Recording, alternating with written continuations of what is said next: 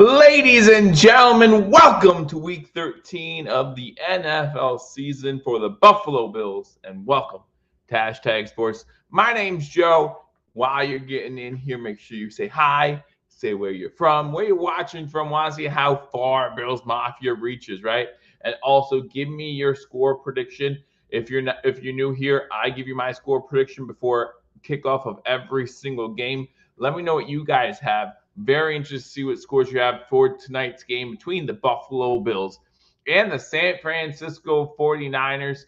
Now, most of the snow has stopped in Buffalo, so it's just a matter of what's around, right? Like how much snow is there. There's a lot of snow there. People having a hard time finding their seats, all that kind of stuff. A lot of pictures coming in on Twitter. Let me know what you think in the comments section. Do you think that the Buffalo Bills could do a better job at cleaning out the stadium? Listen, I don't think that the people who comment about things like that, I don't think they realize how hard it is to clean out 3 feet of snow in the matter of 12 hours while the snow is still coming down. But that's just my opinion. I think it's harder than people realize to get the snow out of that stadium. But let me know what you think in the comments section, how the Buffalo Bills could do a better job removing all that snow, so it's a more enjoyable experience for the fans that do weather the tough conditions. I think that it's something to be considered if you are, someone of up in Buffalo Bills brass. Like how can we make this the best experience for the NFL fans? Hey, Daniel, good to see you. Glad you were here. Saw Chivas Gold come in with a 35-7 prediction. He does not think this game is going to be close. Just like we do every single game, guys, we're going to go through our pregame, I should say. We're going to go through the inactives. We're going to do something a little bit differently towards the end of the last season. I believe I did this too, where we went over the playoff picture. And here we are, Sunday Night Football. All the games except for Cleveland versus Denver tomorrow night have been played, and the one tonight, obviously. So we're going to show you what the playoff picture stands as Tampa Bay kicks a game-winning field goal in overtime. That has playoff implications as they beat Carolina 26-23. But again, guys, as you're coming in here, let me know where you're watching from. Make sure you hit that thumbs up button and share this video. Listen, I know this game is live on NBC and most people are going to see it, but won't it be awesome to sit here and enjoy the Buffalo Bills winning their 5th straight division title together?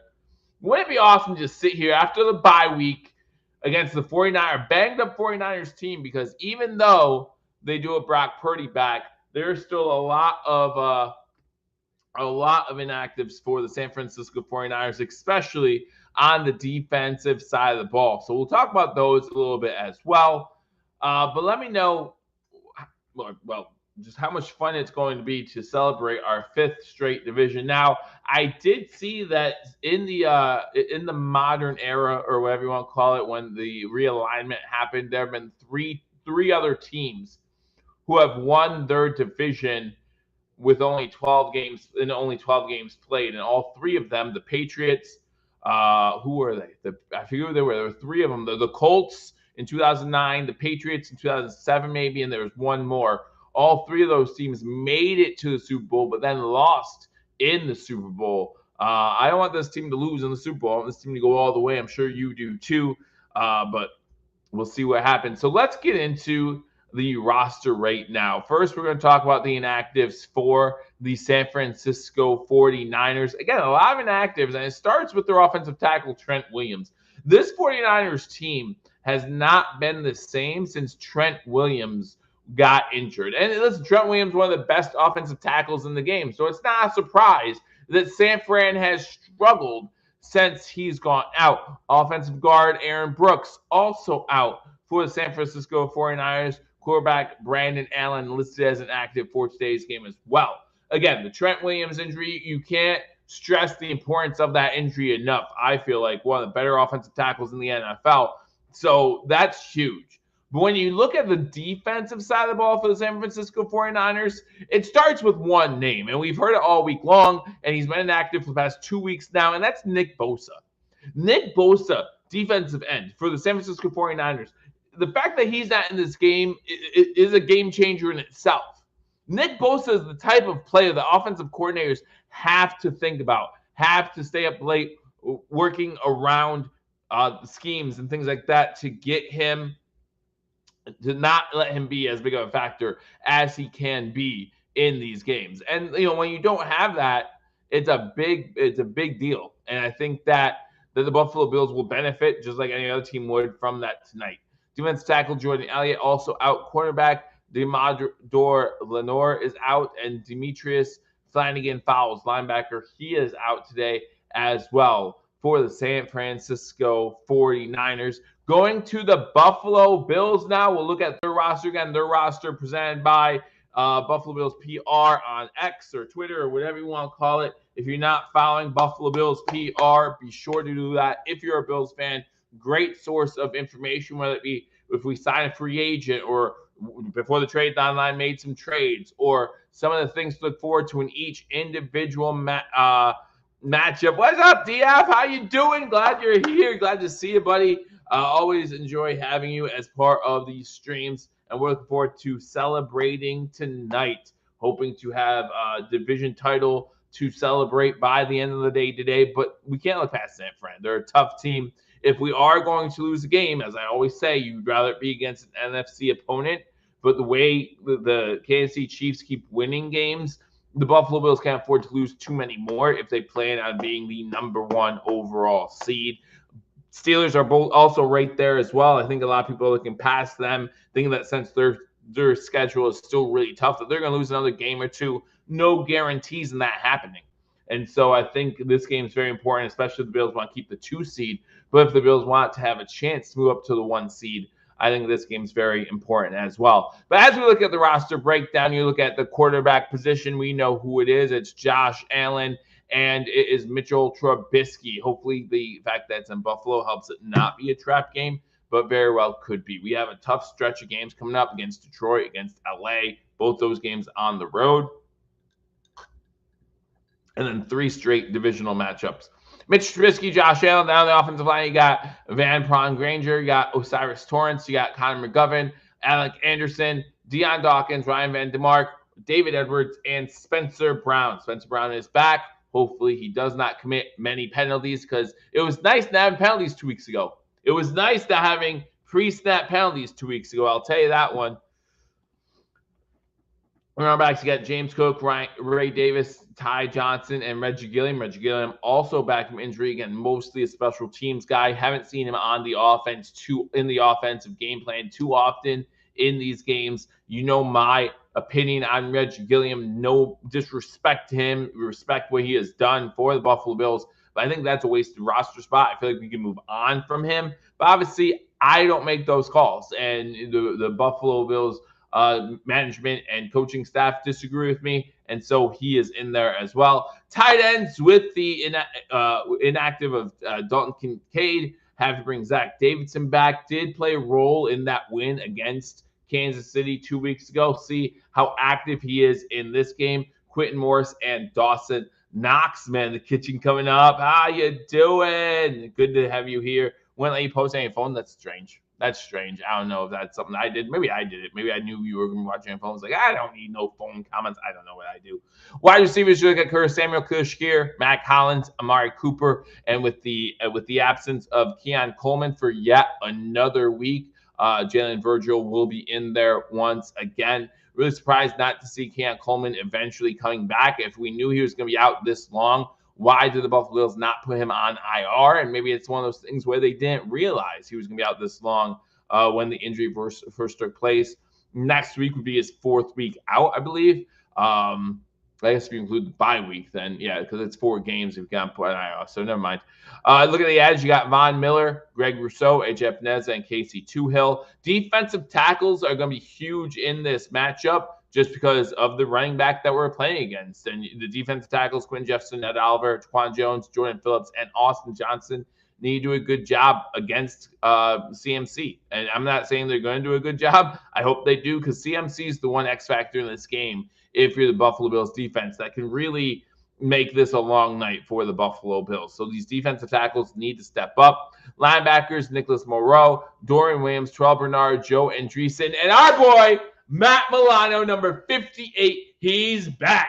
Now it's going to be very interesting to see what kind of role he plays in the defense today. Remember, he's been absent for almost a year, if not more, from this team. So very interesting to, well, other than a couple weeks in the beginning of the season, very interesting to see what kind of role he has in today's game. But glad he's back, and hopefully we get him in the shape he needs to be in for that playoff push. And that's, to me, that's what this is all about, getting him ready for that playoff push. And we're going to see what he brings to the table. But the idea of having a healthy Terrell Bernard and a healthy Matt Milano, same linebacking core, I think a lot of Bills fans are very, very excited about that. I know I'm excited about that, and I'm sure you are well. But Matt Milano, he's back, and hopefully he makes an impact in today's game.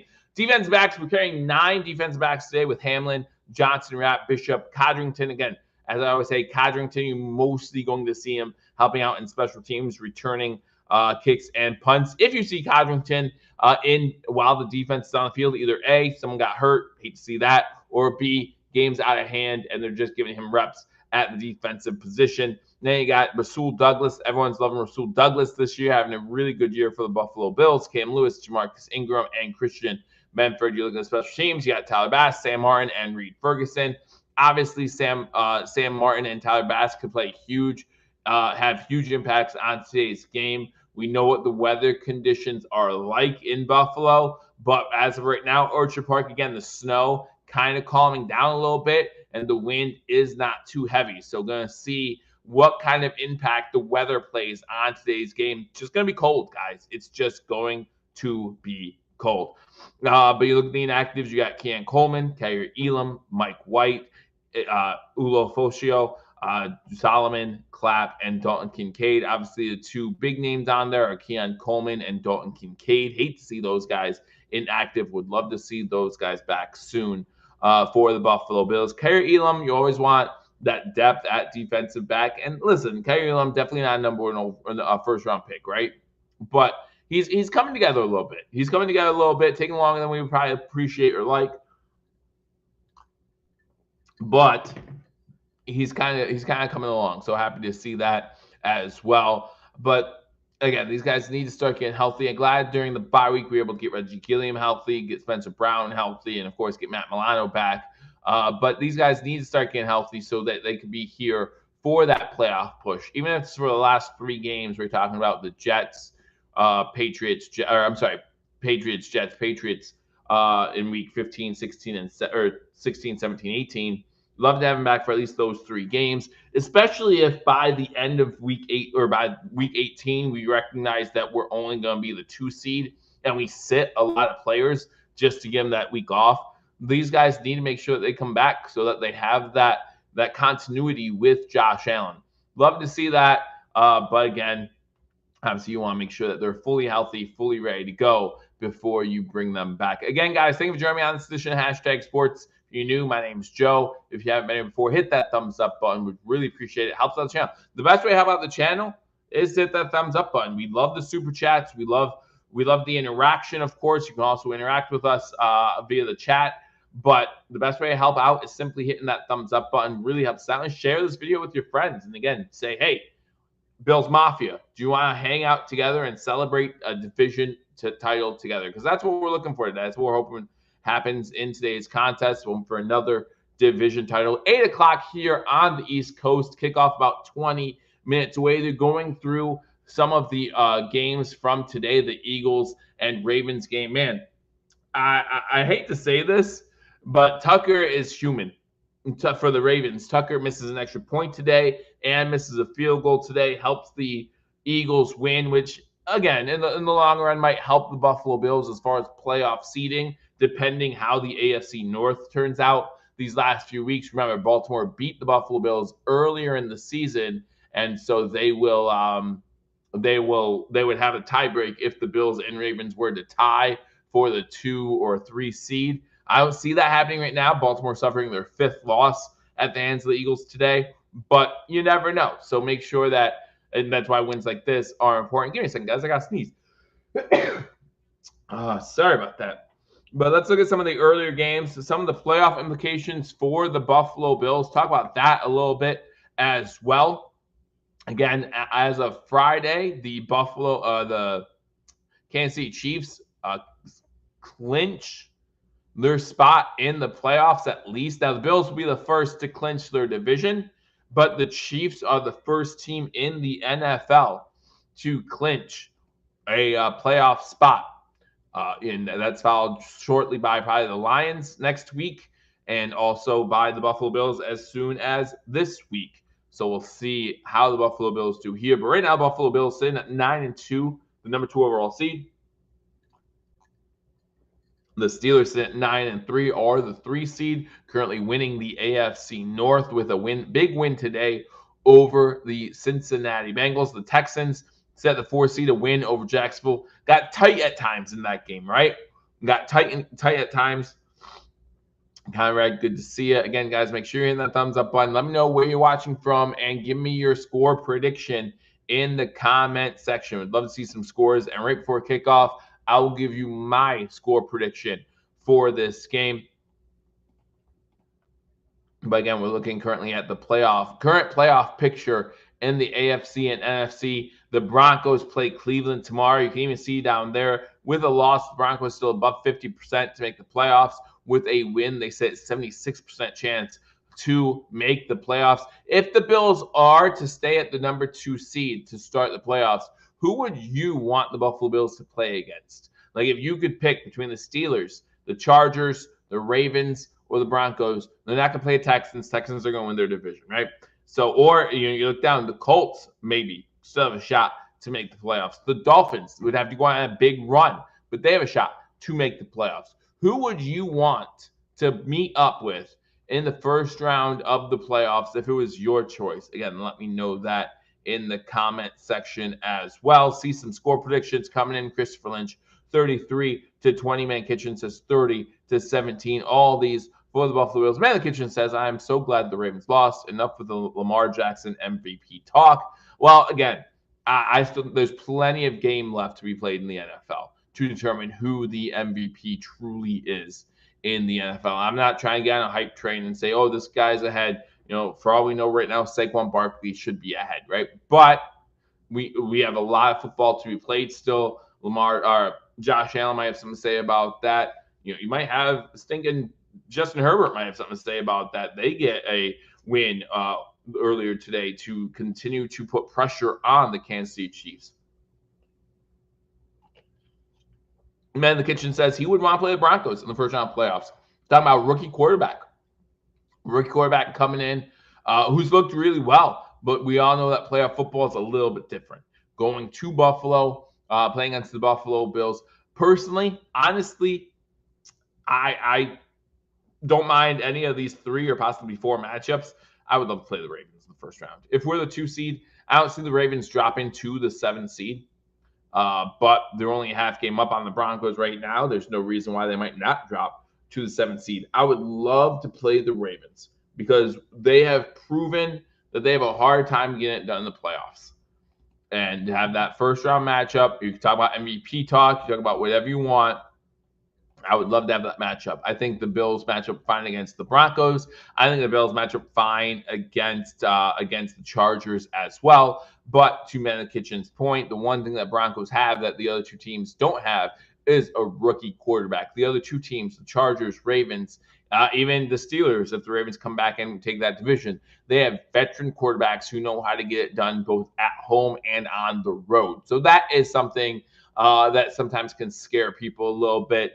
But the Broncos with Sean Payton, I think that he would have their quarterback ready to go. But still a good matchup for the Buffalo Bills. If they were to play against the Denver Broncos, I wouldn't mind playing against the Colts either. Although I don't know these 3 teams, Chargers, Ravens, Broncos, which team's the team that's going to fall for the Colts to get into the playoffs. Don't know. It could happen. Anything can happen in the NFL. It's a crazy league. The Bears almost beat the Lions, but they screwed that up. The Raiders almost beat the Chiefs, but they screwed that up. A lot of crazy. The Panthers almost beat the Buccaneers today, but they screwed that up. So a lot of crazy things can happen in the NFL. We saw the Browns. The Browns have a win against the Steelers, a win against the Ravens, and yet here they are sitting at 3-8. Like, how does that make any sense whatsoever? Just about eliminated from playoff contention. As you look at the eliminated teams right now, the Patriots, Giants, and Raiders all officially eliminated this week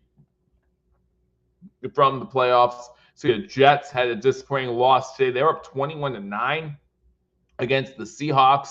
Some mistakes by Aaron Rodgers, which he still won't fess up to in post-game press conferences. Hey, Chris, glad you are here. Again, guys, thank you for joining me on this edition of Hashtag Sports. My name's Joe. If you're new, hit that subscribe button. If you're not new, if you've been here before, you know how we do things. Hit that thumbs up button, like this video. Going to give you live play-by-play and reaction to every single snap of this game. Probably have Paul or Mario join me at halftime to discuss the first half, things that the Bills need to improve on in the second half.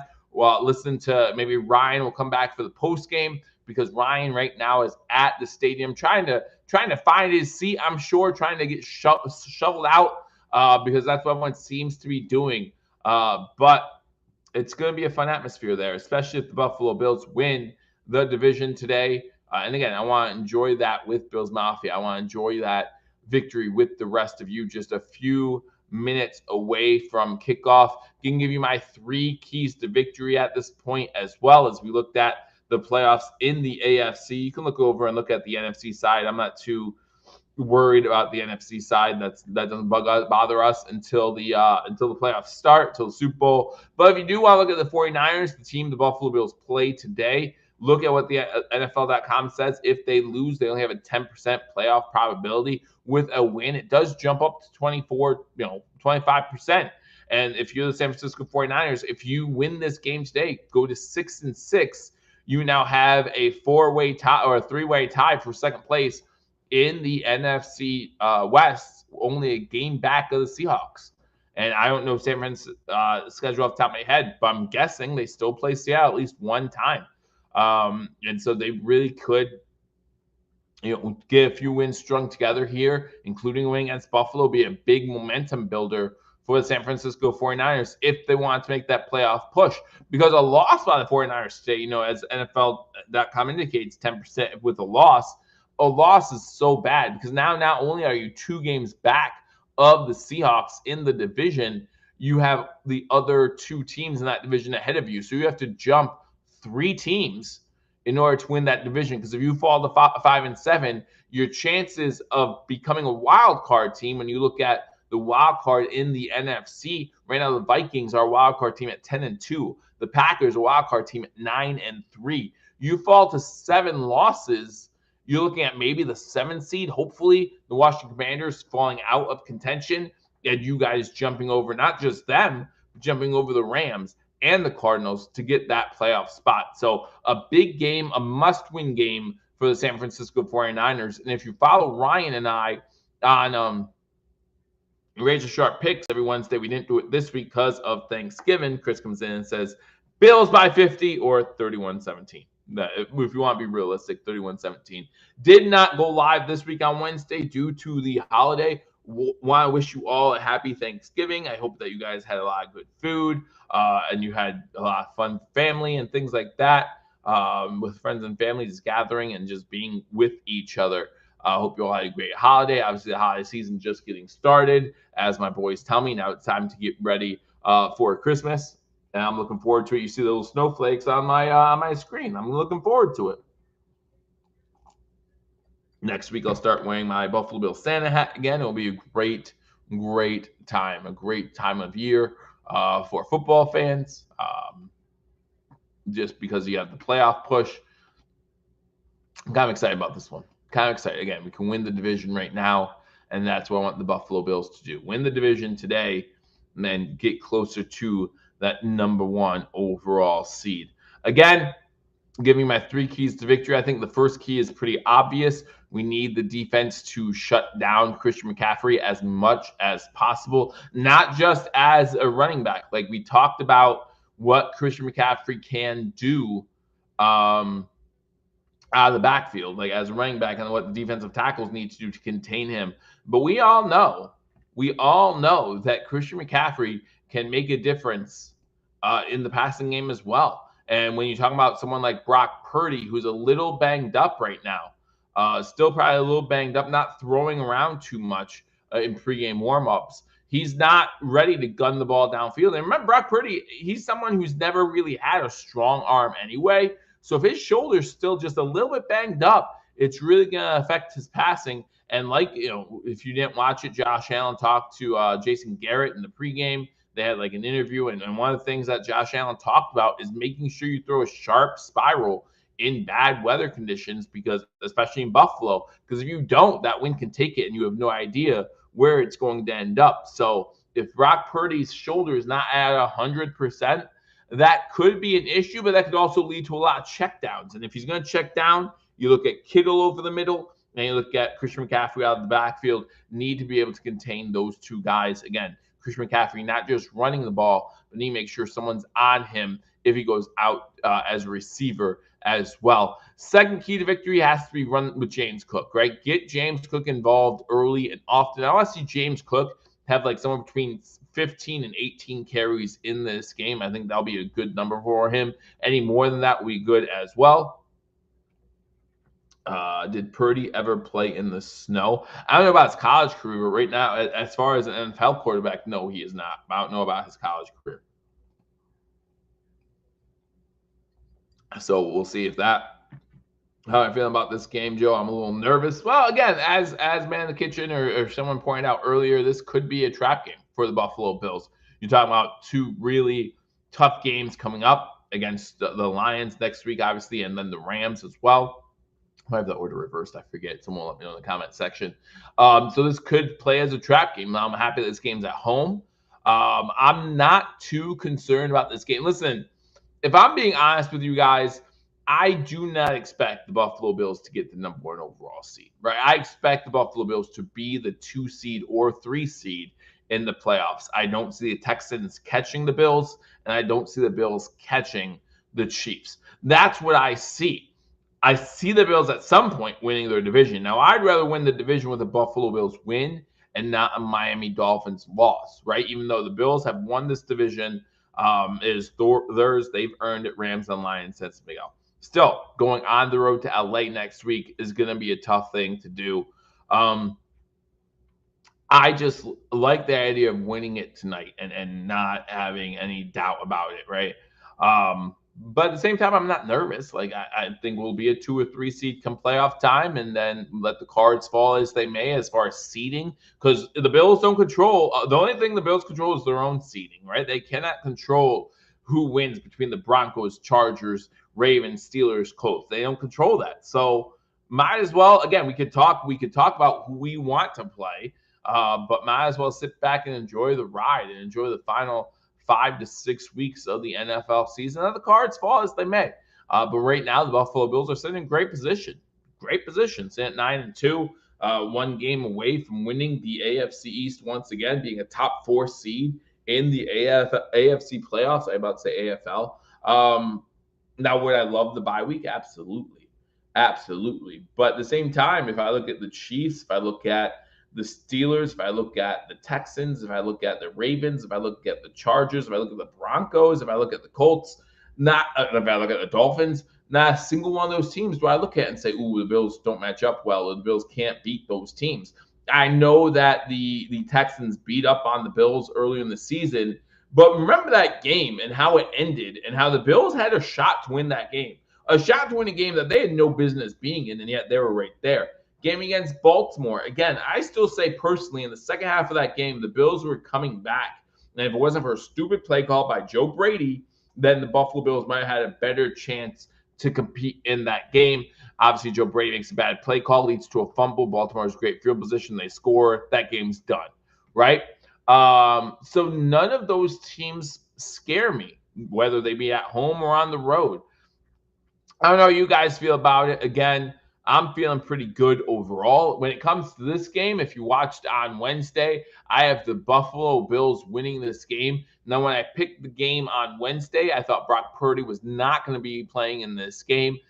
If I knew Brock Purdy was going to be playing in this game, I think I would have picked the 49ers to cover the 7-point spread. But even now, like, even though he's playing, how much of a factor is he going to be in this one? I still expect Christian McCaffrey to be a factor more than I would Brock Purdy. I'm picking the under in this matchup just due to the fact that they are wacky weather conditions. And I do believe the 49ers are going to try to run the ball against a team in the Buffalo Bills who we know over the course of this season has not done well against the running game. Like, that's just something they haven't done well against. So they're going to try to establish the run, get Christian McCaffrey going. But at the end of the day, I think this offense of the Buffalo Bills a little bit too much. And the Buffalo Bills offense is one of those offense. Yeah, absolutely, Spin. You're absolutely right. It's not a problem. It's just cold. The snow has died down. More a problem for the people in the stands than it is for the players on the field. But if you look at this game between the Buffalo Bills and the San Francisco 49ers, again, I'm looking at the under here, 8-16. So I might as well give you my score prediction a little early as we get ready for kickoff. I see Tirico and Collinsworth talking as we speak. Again, 27 of you in here. If you're new, hit the subscribe button. If you're not new to the channel, hit that thumbs up button. Share this video. Let people know that we are live for the game tonight. And hopefully by the end of the day today, night tonight, we're going to be celebrating another division title. Looking forward to it. Hi, Mom. Glad that you made it in before the game started. Joe, first time I disagree. I'm good with that. I believe the Chiefs can't win the remaining games. Bills will make it to the #1 seed. I hope so. I hope you're right. But the way the Chiefs have just been eking out these games, and I know some of you are saying it shows weakness in the Chiefs, and maybe it does. But I still don't have this idea out of my head that it's very possible Andy Reid is still playing chess while everyone else in the league is playing checkers, right? Come playoff time, playoff Andy Reid's a little different. Playoff Spags a little different. So, I look at this Kansas City Chiefs team and maybe they're saying, listen, the #1 seed, now that we're not undefeated anymore, the #1 seed isn't what's important to us. Getting that three-peat is the most important thing to us. And what's the best way to accomplish that? They barely beat Carolina. If I am Andy Reid, I go into that Carolina game saying I have Patrick Mahomes and some dudes, and that's good enough to beat a bum Panthers team. That's good enough. I don't need to drop anything unique. I don't need to do anything special. I can go out there with a preseason formula and probably put up a good show against a Panthers team. And the Panthers almost made them eat their words. They didn't. Then you have the Raiders.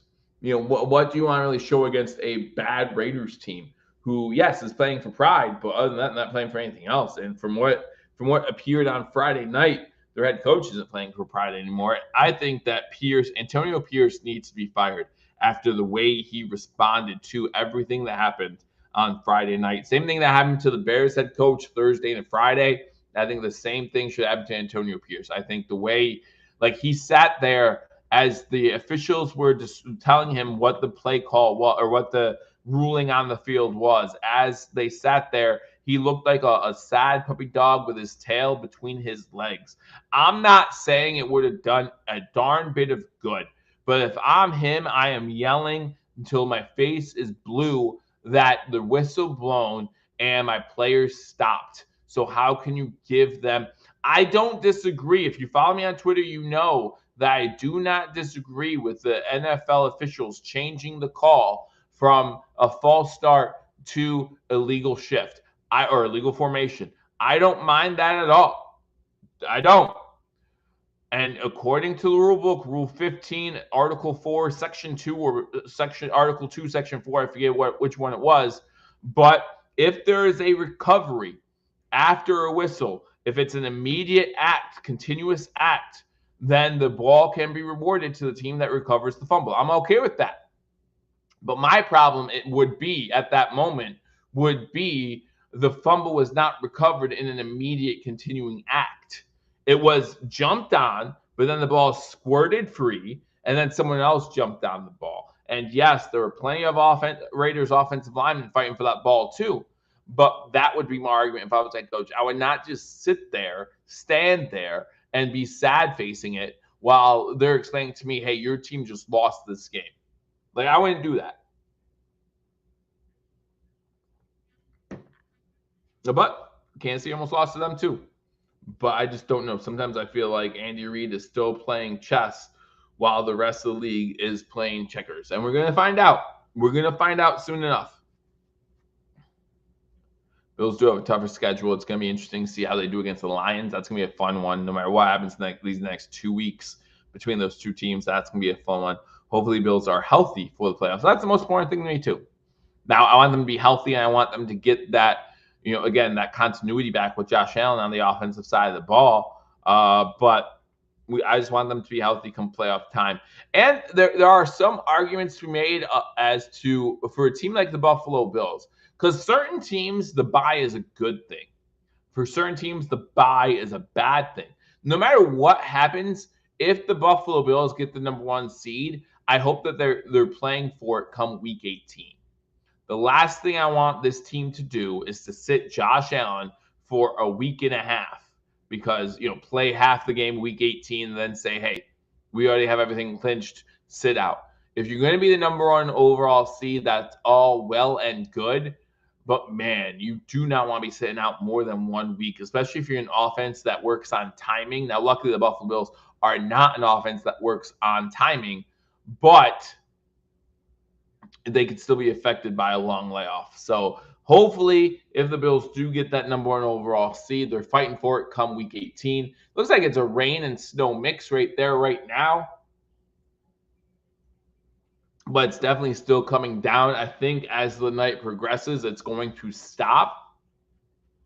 Obviously, they're going to talk about it, the weather conditions, all night long. But again, I think the weather conditions are more an issue for the fans right now than for the players on the field. Unfortunately, yeah, just what can you do with all that snow? And again, I do wish the Buffalo Bills brass, for all the way up at the top ownership would try to figure out a better way to take care of that. But I don't know what the answer is either. Like, I don't know what the answer is.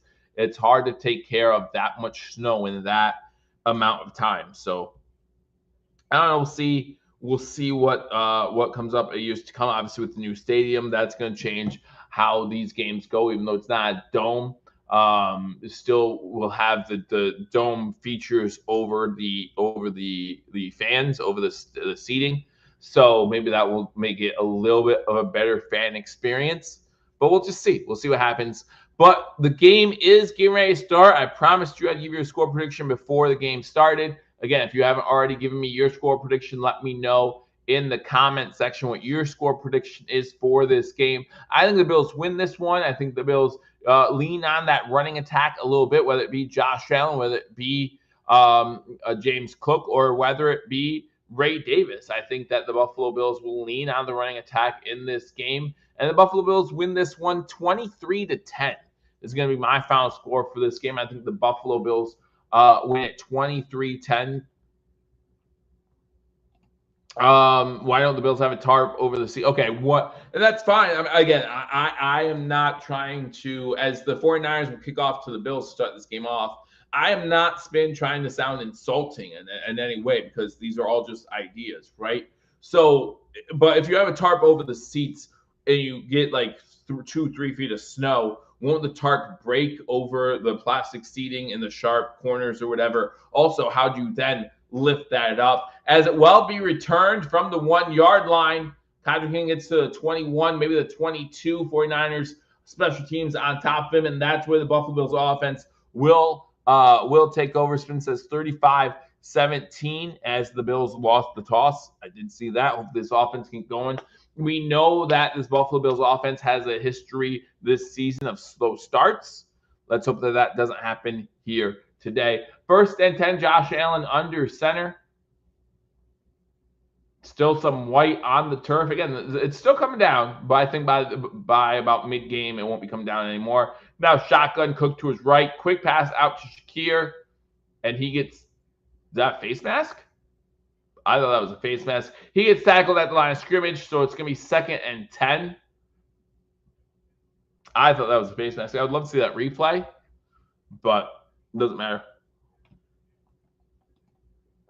Spin comes in, that's the same question. It looked like a face mask to me. Allen has 5 interceptions, all in the last 4 games. Remember, he had that big stretch to start the season with no interceptions. Shakir in motion to the bottom of the screen on 2nd and 10. Hand the ball off to Cook. Cook gets maybe 2 yards to the 24, so it's going to be 3rd and 8. 3rd and 8. Again, not a good start for the Buffalo Bills offense. See how they respond to this 3rd and 8 with 14 minutes to go in the first quarter. Again, thank you for watching this edition of Hashtag Sports. My name is Joe. If you're new to the channel, hit that thumbs up button. Share this video with friends and family. So again, hopefully by the end of this game, we're all celebrating a division championship together. That's my hope. That's my dream. I had a dream that the Bills will win their 5th straight AFC East title. Shotgun formation, 3 to the top of the screen. Looks like there's a false start against the Bills. Looks like it's Knox.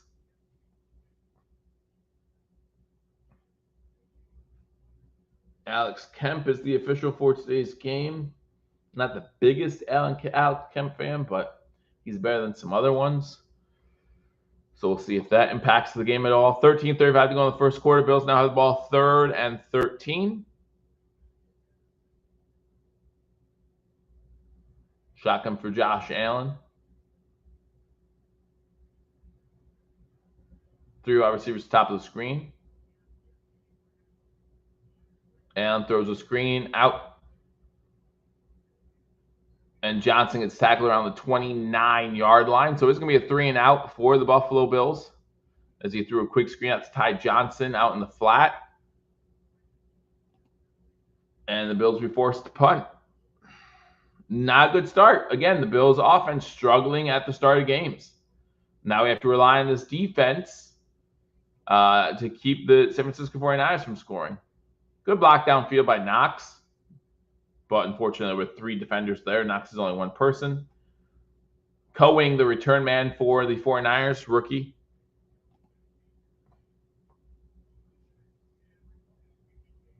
Fourth and 4.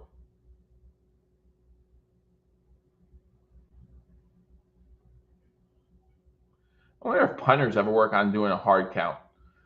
Fielded at the 25, breaks some tackles, gets to the 35, maybe about the 37-yard line before he's tackled by Williams. So decent field position to start for the San Francisco 49ers. I hope they win the division tonight too. Hope they win the division tonight too. Let's go. Let's go defense. Brock Purdy getting ready. We all know about this 49ers offense and what they can do. They have Kittle. They have McCaffrey. They have Jennings, who's having a good year this year.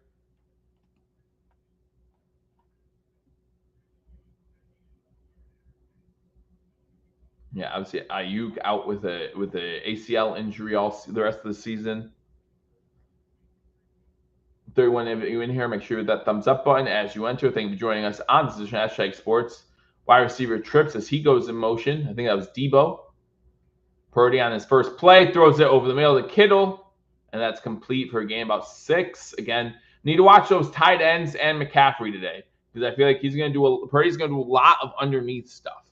I feel like that's going to be Purdy's game today. It's just a lot of underneath stuff. Take what the Bills give you. Don't give them anything. Don't give them anything. Man, that's still hot. 12 minutes to go in the first quarter. Bills got the ball first, went 3 and out. 2nd and 3 for the 49ers. Bunch formation for the... Oh, that's a false start.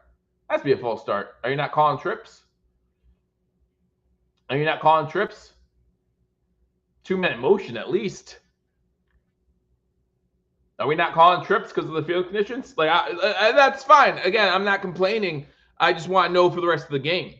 So what happened was the wide receiver went in motion. The slot guy fell down. Like he clearly just tripped, right? Like he fell on the turf because of the conditions. The snap went off. Well, technically there's 2 men in motion at the snap. No call. No call.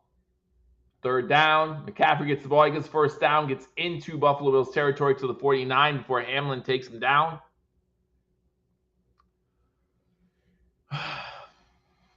So they get the first down. And they're in the Bills side of the ball. Side of the field, I should say. Sorry. Not excited for this. Excuse me, for the start. Not excited for this start for the Buffalo Bills.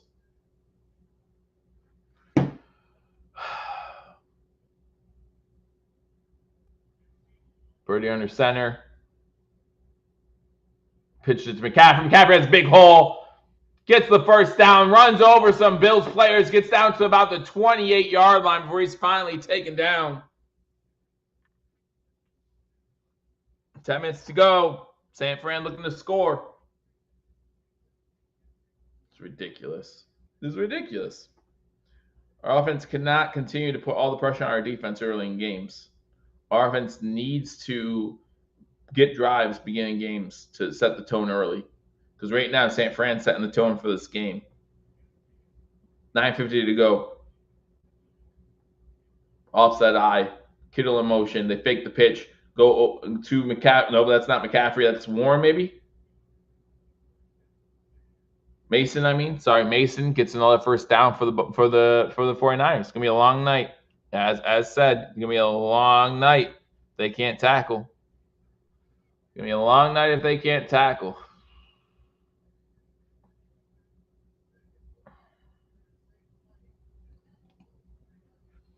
First and 10 in the red zone for the Niners. 9:10 to go in the first quarter. Kill in motion. They hand the ball off up the middle again. McCaffrey, maybe a yard. Maybe a yard. 2nd and 9. 2nd and 9.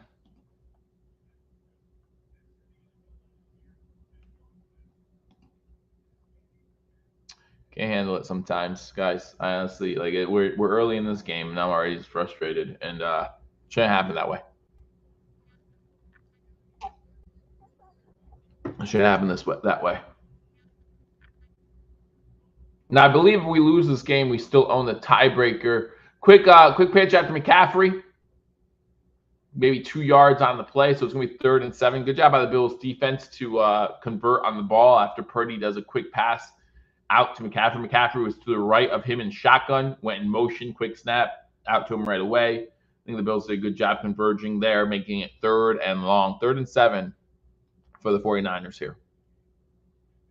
Yeah, I think the Bills would still have a tiebreaker against the Steelers if the Bills were to lose this game, and they'd still then be a 2 seed as of right now. But again, still a long way to go in the season. Long way to go in the season. Shotgun formation, kill in motion. Oh, he was looking for McCaffrey, threw it behind him. I don't know if McCaffrey was ready for it. And there's going to be a lot of that. There's going to be a lot of slipping and sliding going on today. So it's going to be 4th and 7. And, it's interesting. Field goals are going to be interesting in this weather. Field goals are going to be interesting in this weather. Nothing's guaranteed in a game like this. Nothing's guaranteed in a game like this. So we'll see if they can make that kick. Rebel comes in and says, big stop. Well, it'd be nice if our offense can score, though.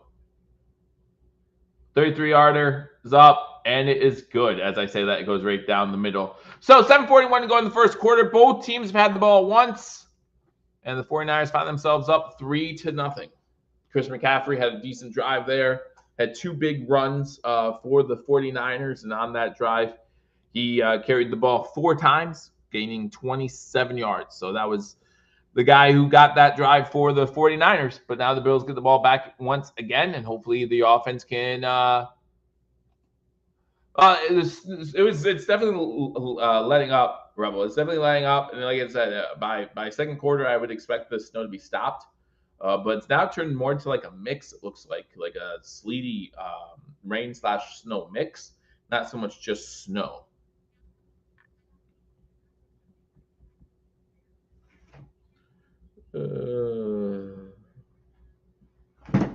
Here we go. All right, 3-0. Bills will get the ball back. See how they respond. Again, thank you for watching this edition of Hashtag Sports. My name's Joe. If you're new, hit that thumbs up button, hit that subscribe button, hit all those buttons. Hit all those buttons everyone loves to hit. Bills got the ball first, went 3 and out, helped by a penalty by Dawson Knox. False start penalty by Dawson Knox, sent back, and they could not convert on a 3rd and 13. Forced to punt the ball away, and McCaffrey ran a few times, got downfield for the 49ers, and they ended with a field goal. The worst weather should be ever. No, I don't see. I don't think so, Spin. I don't think so. I think bad weather is the ultimate equalizer. That, like, we saw that game Cleveland Pittsburgh 2 weeks ago. Pittsburgh's the better team, but that snow just made it better for Cleveland. Cleveland was home too, and that of course helps. But I don't agree with that. I think that field conditions, if they're bad, are the ultimate equalizer because you're going to get tripping on the field. You know, players tripping, players not concentrating, all that kind of stuff. I think that bad weather conditions always favor, because the west to east thing's still a thing, whether it's good weather conditions or bad weather conditions. You know, west teams struggle coming east. That's just a proven proven fact. Oh, yeah, I've done that shot before.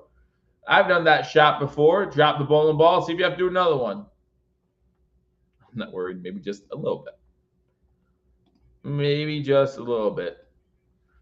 Yeah, footing's going to be a problem for everybody. Luckily, I feel like San Francisco has more playmakers, like true playmakers, than we do. When you talk about Debo and you talk about McCaffrey, you talk about Kittle. Like, we have good players who can, and any one of them can be a playmaker any day, but not just consistently like those playmaking guys that you want on like your fantasy team. San Fran getting ready to kick the ball off. Kick goes into the end zone this time, and this one will be a touchback. Fumbled the Kadri team could not catch the ball, but luckily they were able to get back on top of it before. Now, if he doesn't catch that ball and it rolls out of the end zone, we're gonna have bad field position.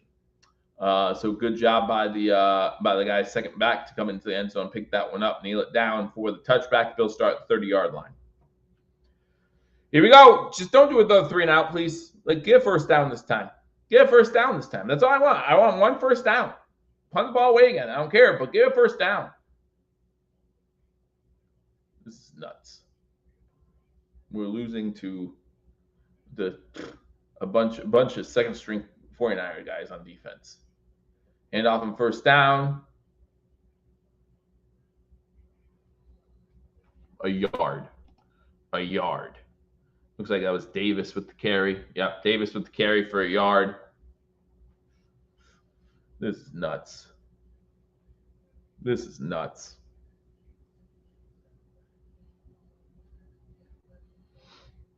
Well, I mean, this is only the second game since this is the first game after Kansas City. So, and Kansas City is the best rush defense in the league.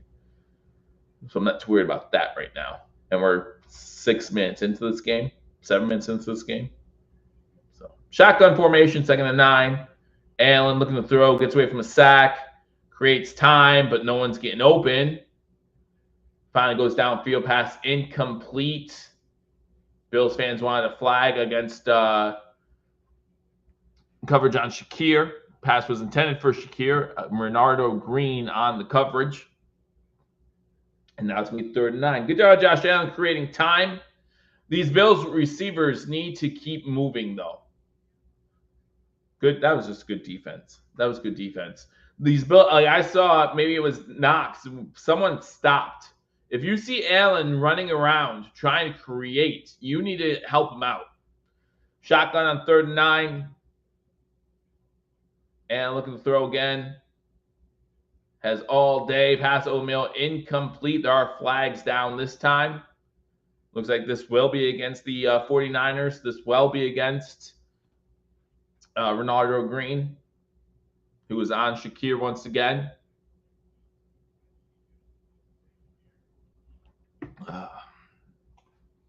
So it's going to be 1st and 10, Buffalo. I didn't care how they got the first down. It's actually illegal contact, not pass interference. So it's not going to be at the spot of the foul like it would be for pass interference. But it's still going to be 1st and 10, Buffalo.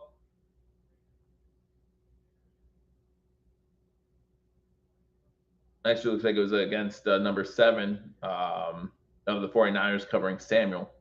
All right, 1st and 10 now at their own 36-yard line. Allen under center, hands the ball off. Good run this time. That's about 8 yards. 8 yards by Davis. It's going to be, no, it was Johnson. I'm sorry, Johnson with the 8-yard run. It's going to be 2nd and 2. 2nd and 2. That's his 33rd touch of the season. 6:15 to go. San Fran up 3-0. Both teams have had the ball once. This is the Bills' second drive. Moving from left to right on the screen. James Cook behind Josh Allen. Single step back on 2nd and 2. From their own 44. Hand the ball off to Cook. Cook falls forward. Might have enough for the first down. Might have enough for the first down.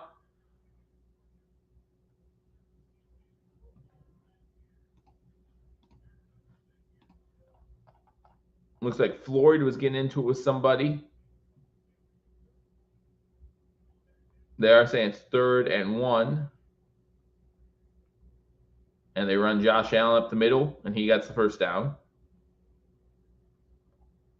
Remember Leonard Floyd, ex-Buffalo Bill.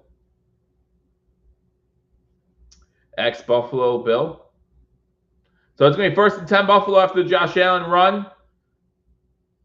Tush push a little bit. Gets close to midfield.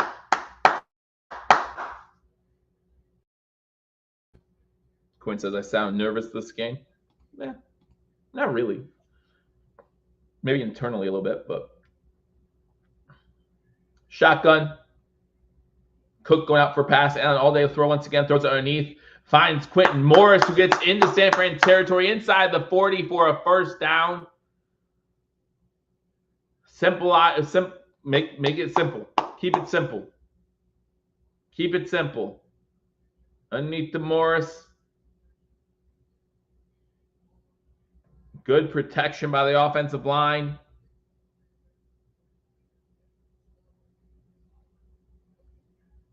And Morris, it was a little bit behind Morris. Morris had to adjust to the ball. So first down at the 38-yard line. Samuel goes in motion. And the ball off to Cook. He's dropped in the backfield. Loss of 3. Oh, man. Oh, man.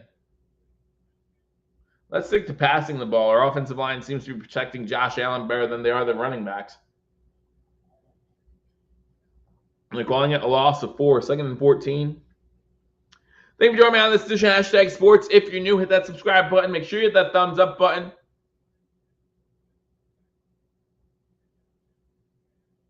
Second and 14 from the 49ers 42-yard line.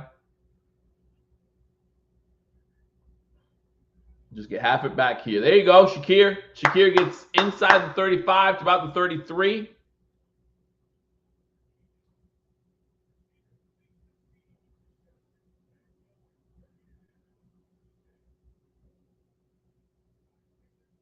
Third down. Again, I don't want long field goal attempts. I don't mind field goal attempts, but I feel like in these conditions, this one's a little long. A little long. So I would love a first down here.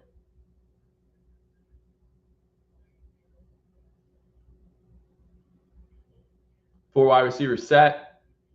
Allen's going to take it. Allen's going to get the first down. That's our boy. That's our boy. Powering his way to the first down. Holding that right hand, though. Or maybe that was the left hand. Holding his left. As he comes up, he's still holding that left hand. That has to be scary. That has to be scary. When he holds the hand like that, I have to be a little worried.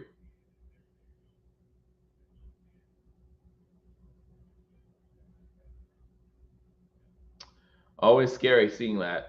He's under center now. Can he handle a snap? He does. He pitches it to Cook. Cook inside the 25 gets hit hard at the 22. Cook looked like he was ready to take off somewhere.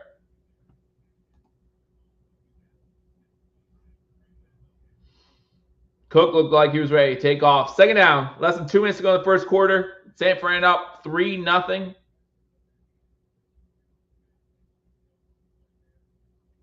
Bills second possession. Got 2nd and 5. This is the 11th play of the drive.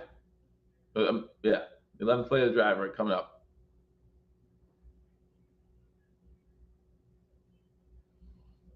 Looks like it's Johnson in the backfield this time.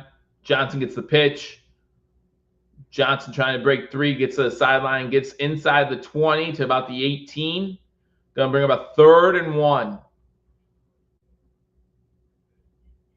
3rd and 1.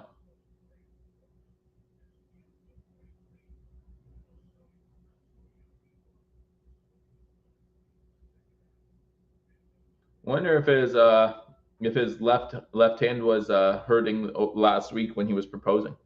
Like when he went down on a knee, did he have to use his right hand to hold the ring? 3rd and 1 from the 18-yard line.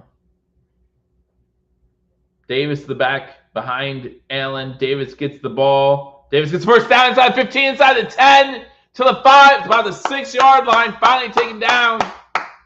It's going to be 1st and goal, Buffalo. Good drive here by the Bills. Now end in 6. End it with 6.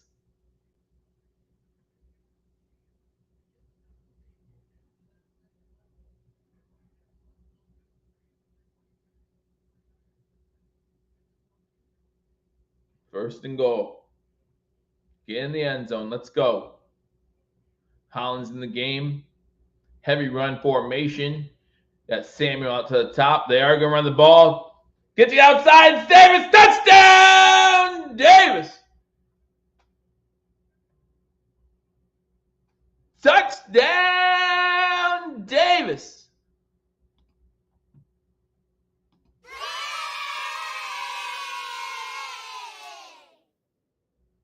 12 plays.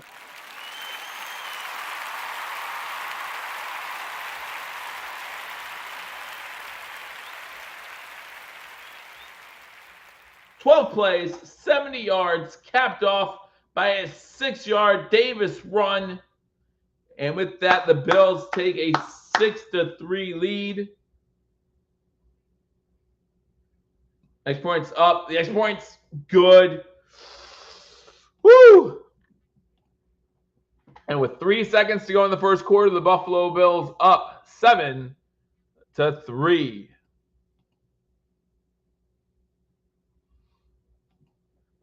Again, guys, thank you for joining me on this edition of Hashtag Sports. My name is Joe. If you're new, subscribe. If you're not new, all right, subscribe. Hit that thumbs up button if you haven't already.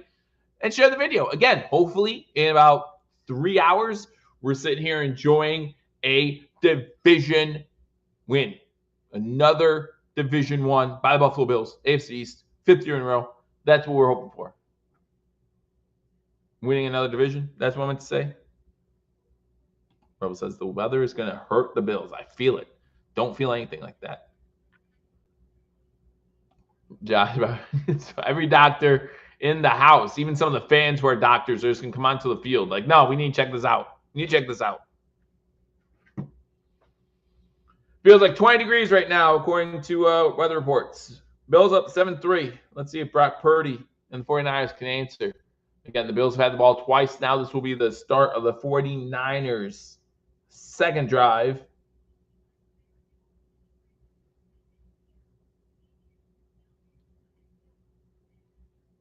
It looks windier than I thought it would be. Hey. Bass kicks the ball off into the end zone. The Niners are going to return it. Niners are going to return it to the 20, 25-ish. About the 25.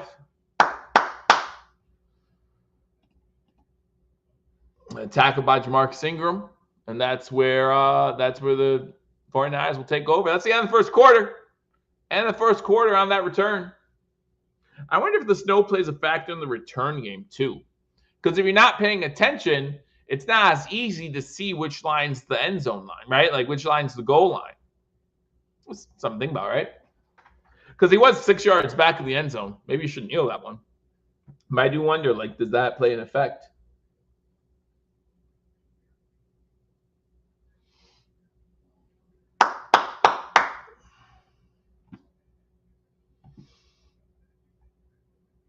I wonder if that plays an effect on it. We saw the Bills mishandle the first kickoff for them. All right, 1st and 10 at the start of the second quarter for the 49ers.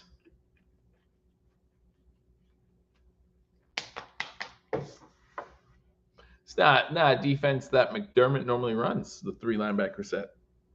We normally don't play a 4-3. Unless it's obvious passing situation, something like that. I don't know. We'll see. I mean, now that Milano's back, we'll see how they use him. I have not seen, and someone can tell me if I'm wrong, I have not seen Milano in the game yet. Again, someone can tell me if I'm wrong, but I have not seen Milano in the game yet.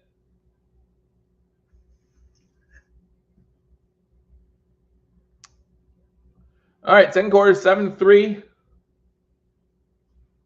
University of Buffalo lost to Penn State today in basketball. That's a shame. Go over some scores from the earlier games if you'd like.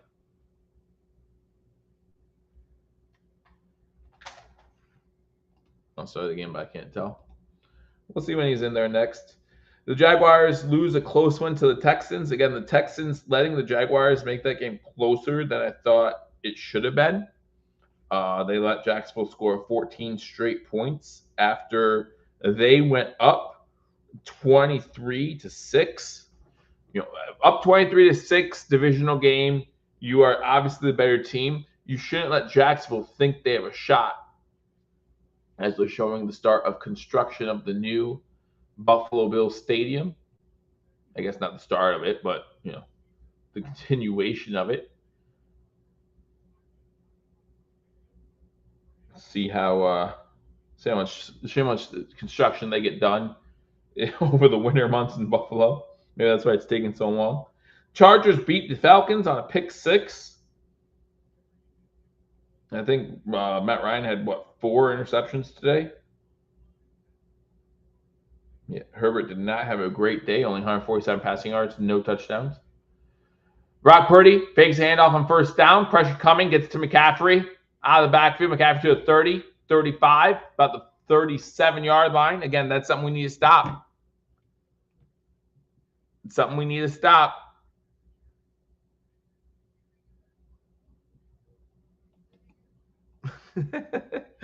Yeah, hopefully he's all right. Trevor Lawrence did take a big hit in that game.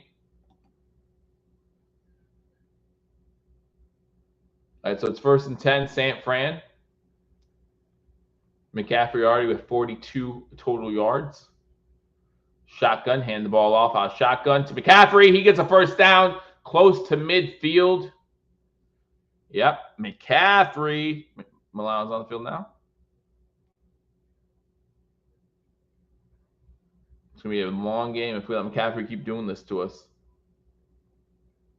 Yeah, I do see Milano on the field now. So I just missed him.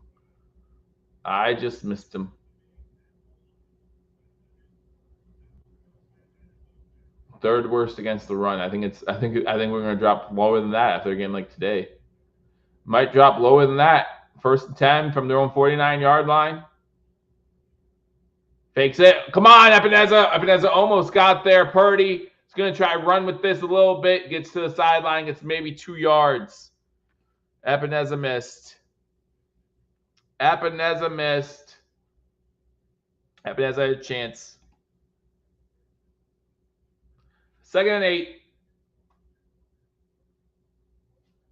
2nd and 8. Buffalo up 7-3 again. This is the second possession for the 49ers. The Bills went 3 and out on their first possession. San Fran scored a field goal on their first. The Bills just got a touchdown. Ray Davis, 5-yard run. Now there goes McCaffrey again. McCaffrey's gone. Oh, just tripped up. Woo, thank you. McCaffrey was almost gone. Down at the 30. Wow. That Rap who got the shoestring.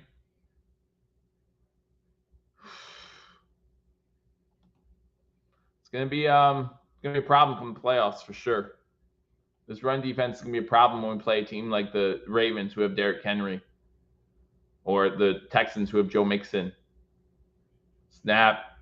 Oh, all right. Finally get a stop in the backfield. Rasul Douglas with a stop. That just looked bad for the 49ers to begin with. It was a slow snap. Took a while to get back to Purdy. And a slow developing play as well. Just not enough time for Jordan Mason to get the ball and try to do anything. But big loss. Going to be 2nd and 14 now. 2nd and 14. Rely on that pass D. Russell Douglas leads the team in interceptions with 4. All right. Purdy and shotgun through. Our receivers to the bottom of the screen. Mason underneath. Purdy fakes it to him. Purdy's going to try to take off again. He's getting it from behind. Throws it into the end zone. There's a flag down. Intercepted by Hamlin. There is a flag down. I don't know if Purdy knew he had a free play. That would be a 3rd for Hamlin if it counted, but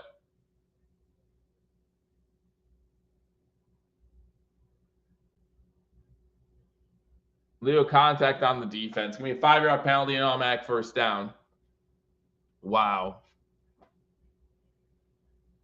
Hamlin, the one called for the contact.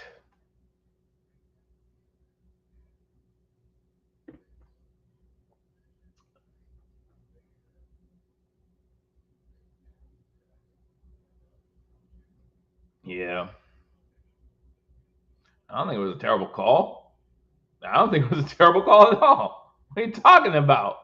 He's holding the wide receiver's head down, or the tight end's head down.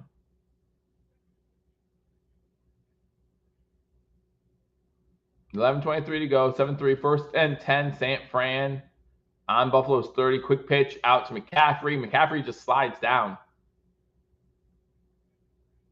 Is McCaffrey hurt? McCaffrey's limping. McCaffrey got hurt. I don't know what happened, but McCaffrey got hurt. Like, he took the pitch, and it looked like the Bills would be able to get there anyway, but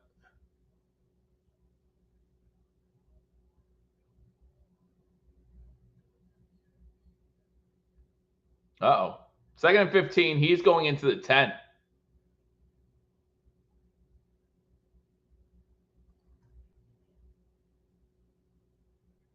Now there's a whistle. Delayed game on the offense. Yeah, non-contact injury too. Yeah. Uh-oh. That's no good if you're a 49er fan.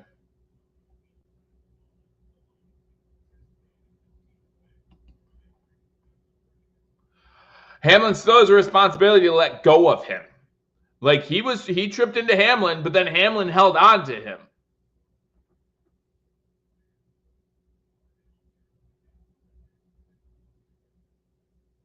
$10:20 to go in the first quarter, or in the first half, sorry. Purdy drops it off underneath. That's Samuel with his first catch.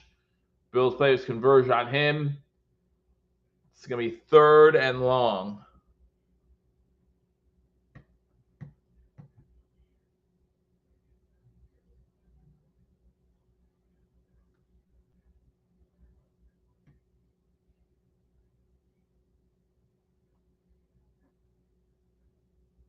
Third and long for the 49ers. See if they try to convert this or just try to get in better field goal range.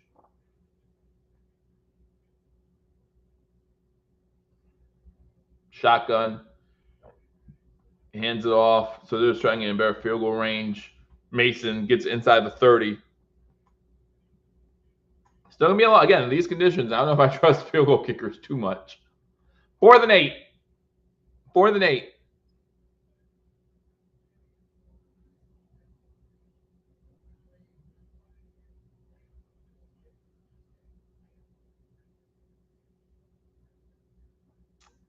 Moody in. This is over a 50-yard field goal. There's no way he's making this. Come on. Stop it. 45-yard attempt. No, you're not making this. And he pushed it. He pushed it. Absolutely no good. The Bills will take over at their own 35-yard line.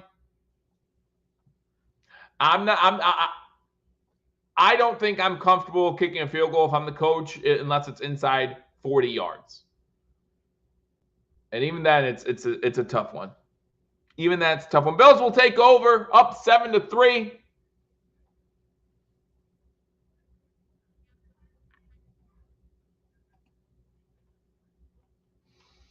Yeah, I'd go out there. I mean, the extra point by Bass looked like it was a little rough. If I'm McDermott, I would even consider the 37 and in as field goal range. 37-yard field goal and in as field goal range. So you're talking about what? Getting to the 20-yard line? Yeah, I would say you get to the 20 if you don't convert. Because points matter in a game like this. You don't do anything stupid like go for on 4th and 3 from the 20. Like you don't do unless you have to. Like you don't do stuff like that. You score points when you can in a game like this. So up 7-3. Anything outside of 40 yards, I'm struggling to put Bass out there. Not because he doesn't have the leg. I know he has the leg, but these weather conditions, most of us have been to Buffalo. Even if you don't live in Buffalo, most of us have been to Buffalo, and we know what those conditions are like.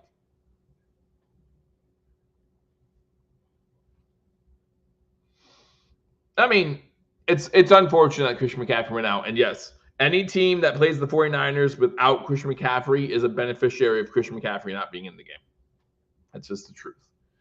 That's just the truth. We saw early on in this game how explosive he could be. He already has over 65 total yards against this Buffalo Bills defense in the first half. I mean, not even the whole first half. There's still 8.5 minutes to go in the second quarter. So in what, 15, 22, 23 minutes of this game, he's already over 60. He's at 53 rushing yards, 14 receiving yards, so that's 67 yards. So yeah, definitely it's unfortunate. Hey Tim, glad you're here. Thanks for joining me. Make sure you hit that thumbs up button. And yeah, I was wrong. The weather's still crazy in Buffalo, or in Orchard Park, I should say. Weather's still crazy in Orchard Park. Looks like it's last I saw the weather set was 30 degrees, feels like 20 degrees. Wind blowing and definitely moving in different directions. You can see the sleet and the snow coming down. They're showing buffalo wings. I didn't eat dinner, so I'm going to salivate over the buffalo wings that I see. When it comes to runs, I would do pitches to McCaffrey going to the locker room. That's not good at all for the 49ers, man. Not good at all. We know that Mason can get the job done. We've seen it. But McCaffrey adds a whole different element. First down, running Cook. Gets you outside for the 45, 50, 45, 40, 35, 30, 25, 20, 15, 10. 5, James Cook all the way for the touchdown. One play. James Cook and the Bills up 13-3. Just like that.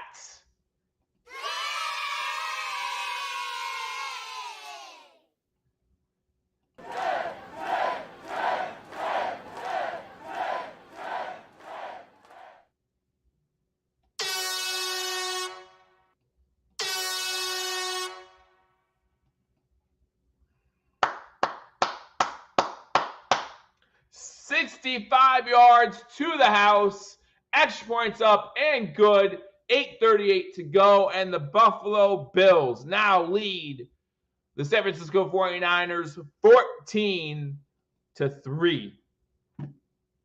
Ty Johnson should be the only running back in. Ty Johnson's the only one getting yards past the line of scrimmage. I thought someone said that before. I heard that or read that. I saw that. 65 yards later, James Cook now 5 carries, 69 yards, and a touchdown. Looks a lot better now, right? Looks a lot better now with a 65-yard run.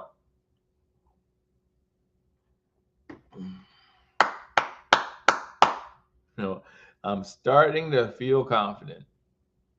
I'm glad you feel more confident. I am glad you are feeling more confident. Is the AFC East ours after tonight? Let's go. Let's go. Then we go to LA. We enjoy the snow. Go to LA. All right, so we talked about 2 of the games already this afternoon. Titans lose to the Commanders. Commanders 42-19. I am not going to talk this win up like everyone else is. I'm not going to do like everyone's talking about how impressive this win was. It really wasn't. It really wasn't against a really poor Tennessee team. Mistakes were made by the Commanders that a good team would have capitalized on. Watch a little bit of this game. Daniels did fine, right? Daniels, 206 passing yards, 3 touchdowns, interception that was kind of bad, to be honest with you. Kind of bad. Cardinals lose to the Vikings 23-22 in what was a good game. I thought there'd be more scoring in this game. But Justin Jefferson, 7 catches, 99 yards. Of course, he doesn't get me a touchdown. So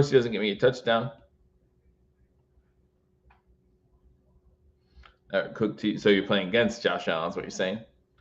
I assumed that Josh Allen's stats would be limited for the majority of today's game anyway. And after he came up after that run holding his hand, I assumed that they would limit him and maybe even a little bit more. Colts beat the Patriots by 1 point. Again, coming down to the wire. But these are the type of games on the road. Oh, you have Allen. Then why I think that saved you? I'm confused. But I'm confused a lot. Steelers in the game that combined points was the most points scored this season. Oh, you have both. I got you, Spin. Most points combined scored this season. Never thought it would be coming from the AFC North or this game. But 82 points, 44-38. Steelers win that one. Steelers still in third, and this is why the Bills need to keep winning to make sure they stay at least in second if they don't go up to first. Bass kicks the ball off. Bills up 14-3, 8:38 to go in the first half. San Fran returns it to about the 22. Now remember, the 49ers will get the ball to start the second half, so a good drive here that ends in a score. You never know what's going to happen. Bills 5-0 at home this season.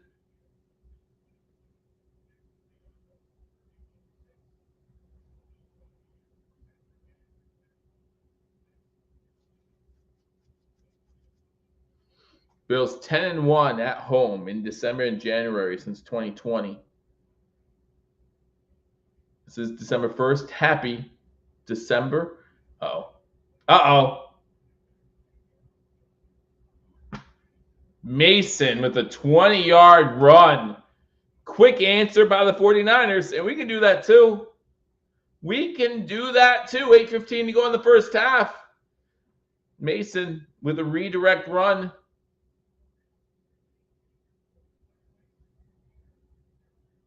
And no one can tackle for the Bills still. Hamlin unable to wrap up. Johnson can't get him down. Man. Running the ball at a premium for both teams after that long Cook run. Mason again gets out 5. So it's going to be 2nd and 5. Not the way we wanted them to respond, but that was a quick response. This is not bend, don't break. This is all broken.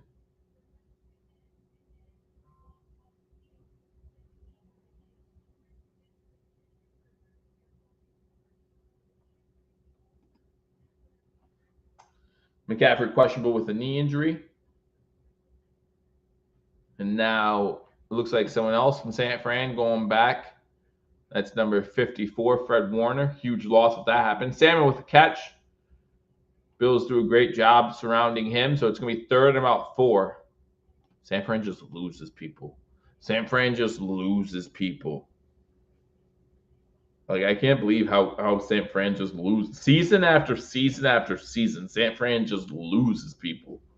It's nuts. So it's 3rd and 4, 6:45 to go in the first half. Bills up 14-3.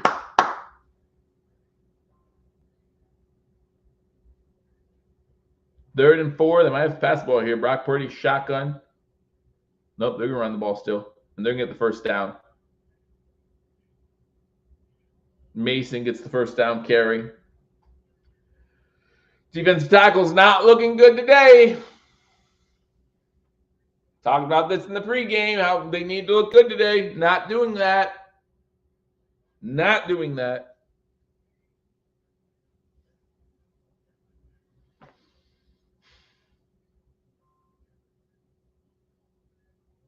I don't see a Oliver in there either. 6 minutes to go in the first half. Shotgun formation. 2 wide receivers at the top. Samuel goes in motion behind Purdy. Handoff still goes to number 31.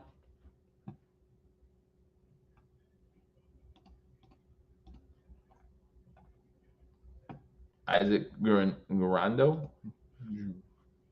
Rendo. All right, no gain on the play. 2nd and 10, 5:30 to go. Buffalo 14-3. San Fran has the ball. Their third possession. Made the field goal on the first. Missed the field goal on their second.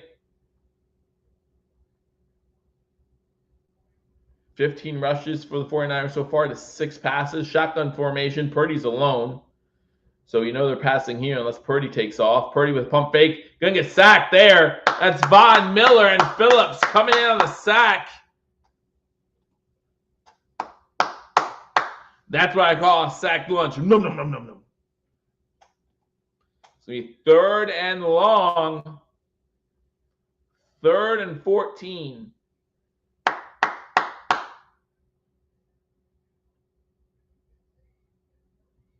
Third and 14.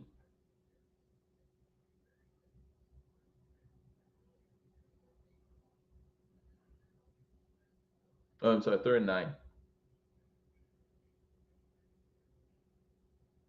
Von Miller comes in again, almost gets him again. Forces a rollout. And this time it's Rousseau. Now it's 4th and 14. From the 41. Like, you have to punt, I think. I think you have to punt.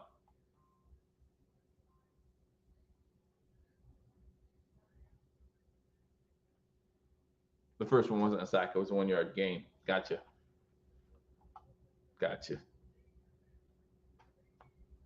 But yeah, I think you have to punt. Yep, they're punting. Try to pin the Bills down deep. All right. It turned into bend, don't break somehow. Ball gets to the 5. Inside the 5, Bills will start their own 2-yard line. Why is there a Bills player even running down there in that situation? Was a good punt. The Bills start their own 2-yard line, up 14-3. 3.5 to go in the first half. All right, let's see if the Bills can do something. 3 timeouts, 2-minute warning, 3.5 to go. Plenty of time. But in these type of conditions, 3.5, that's a short drive in these fields. Like, you don't have a lot of time, but you have enough time. You can do a 3.5-minute drive here. Go shotgun 5 wide on first down. 9-yard TD for Cook would make my day, says, but I'm sure it would. It would make my day too, because I don't have either of them fantasy, but I also don't have a fast team, so would make my day too.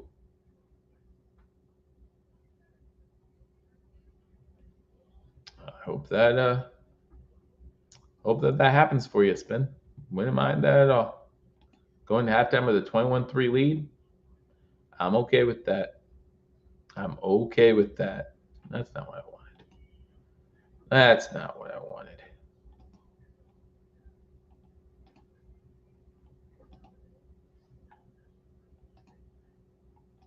I don't want Allen running anymore.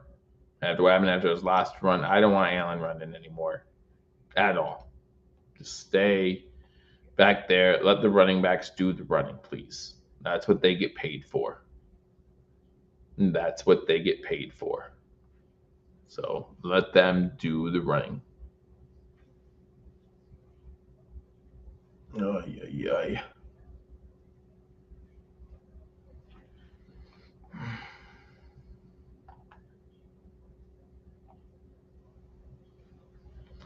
All right. Let James Cook and Ray Davis, and let them all cook.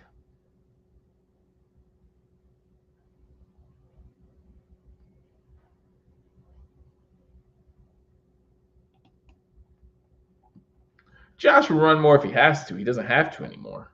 Doesn't have to anymore. At least at this point in the game. And let me rephrase that. If you run, slide, or get out of bounds, don't take any more unnecessary hits. Don't take any unnecessary hits. That's all. That's all. Again, hope you guys all had a happy Thanksgiving. Hope you enjoyed time with friends and family. Enjoyed some turkey, some stuffing. Whatever it is that you enjoy most about your Thanksgiving, hope you got to do that. Watch some football. Pretty good games, too. I mean, I know they didn't end the way we wanted them to. A lot of them. I mean, the Miami game ended the way we wanted it to. Allen hands the ball off to Cook on first down. He gets to about the 5, maybe the 6-yard line. He's 2nd and 8. And he's 2nd and 8. Clock's running under 3 minutes in the first half when the snap goes off. We're at 3:05 right now. Again, I feel like the Bills, if the Bills want to turn this into a scoring drive, a little bit of urgency. I know there's lots of time. I know you have the 2-minute warning, and maybe you're just looking at that first down before you really start taking off, so that way you don't leave too much time for the Niners if you have to punt it from inside your own end zone. Allen almost gets sacked, throws it downfield, has an open guy. It's Knox. Knox to 30, 35, 40. He's not going down easily. Gets around the 45-yard line. Good job by Knox. And it's 1st and 10 Buffalo, close to midfield.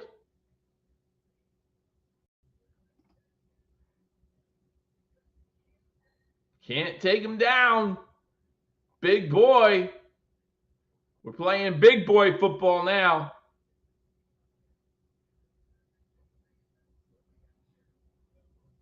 First and 10 Buffalo. I get back to the line of scrimmage. I was going to say, play clock's probably running out. Oh, we're going to a 2-minute warning. Going to the 2-minute warning. Allen, 5 of 6 for 70 yards. And now the 2-minute warning. The Buffalo Bills up 14-3, close to midfield, trying to extend the lead right before half.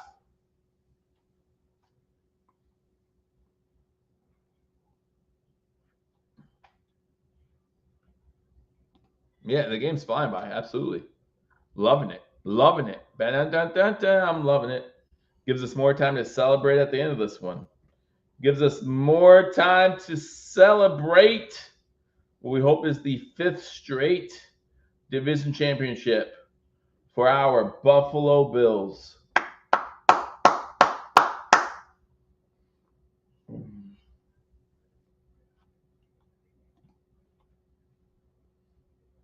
Yeah, I guess the first half will barely be over an hour, right? Game starts at 8:20. First half will barely take over an hour. Can't bet the over/under on game time in a regular season game, but man, hopefully you bet the under if you can. If you found a place that was giving you a prop bet on time of game.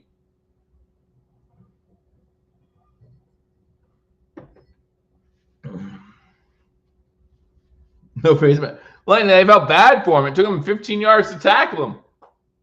It took him 15 yards. Guys, if you're just joining in, make sure you hit that thumbs up button. Again, looking forward to celebrating a 5th straight divisional crown tonight. Buffalo will be the 4th team, I believe, since they realigned the divisions to win their division in the first 12 games of a season. Again, the first 3 teams to do it lost in the Super Bowl. I forget the first team off the top of my head, but the one was the Colts against the Saints, the Patriots against the Giants. And I forget the other one off the top of my head, but I know there's been 3 of them.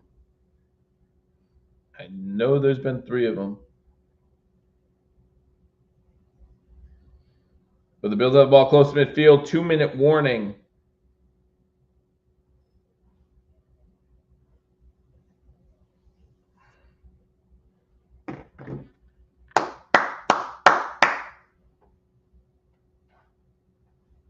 Nines and Eagles on NFC collision course. I don't know. You guys let me know. Again, I think there's that wasn't that long ago that the Eagles, people were saying the Eagles didn't look that good. Wasn't that long ago. No coaches challenges allowed in the last 2 minutes. We know, but thanks for reminding us. Bills all 3 timeouts. 1st and 10 at their own 43, 44-yard line. Allen under center. Chiefs clinch a playoff spot, correct, but we could be the first team to clinch a division. Cook inside San Fran territory to the 40, out of bounds at about the 37-yard line. Cook taking off again. Yeah, they clinched a playoff spot, but they did not clinch their division yet. Another big run by James Cook. James Cook right now, 7 carries, 89 yards. Might be over 100 before half. Took him a while to get going, but 2 straight runs of over 10 yards.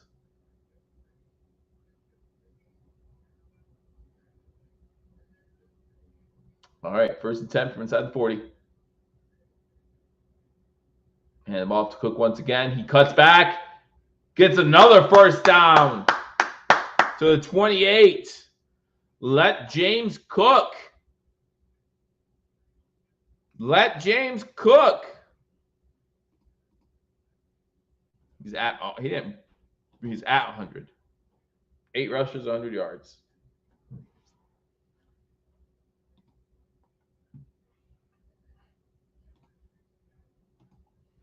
All right, let's go. Minute 20, 1st and 10. 3 timeouts inside the 30-yard line. Quick pass out, caught. Mark Cooper, his 1st catch of the game. To about the 22. Going to be 2nd about 5. Bills call a timeout. A little early to be calling timeouts, but that's okay. That's okay. Minute 7 to go in the 1st half. Bills up 14-3, and they are in 49er territory. Cook cooking. Speaking of cooking, favorite Thanksgiving dish? Let me know in the comment section. Favorite Thanksgiving dish? Let me know in the comment section. Buffalo Bills looking to clinch the AFC today with a win over the 49ers. Came into this week needing a loss by the Dolphins and a win to do it.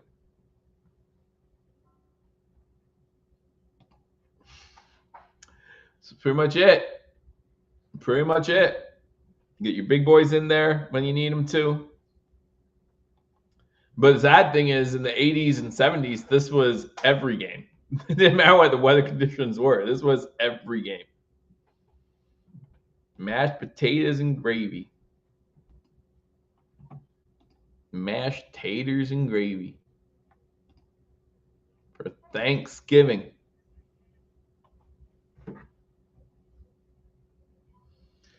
Bills up at the 2-minute warning, 14-3. They are moving the ball. They have the ball 2nd and 4 at the 49ers 22-yard line. Stuffing and garlic mash.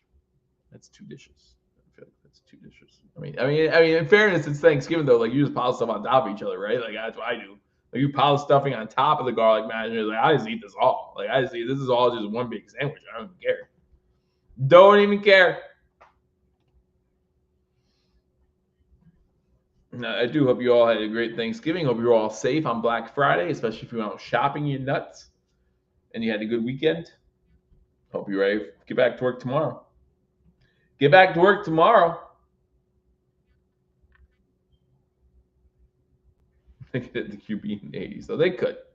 That was allowed. But you got a lot of CTE in the 80s too, so you know.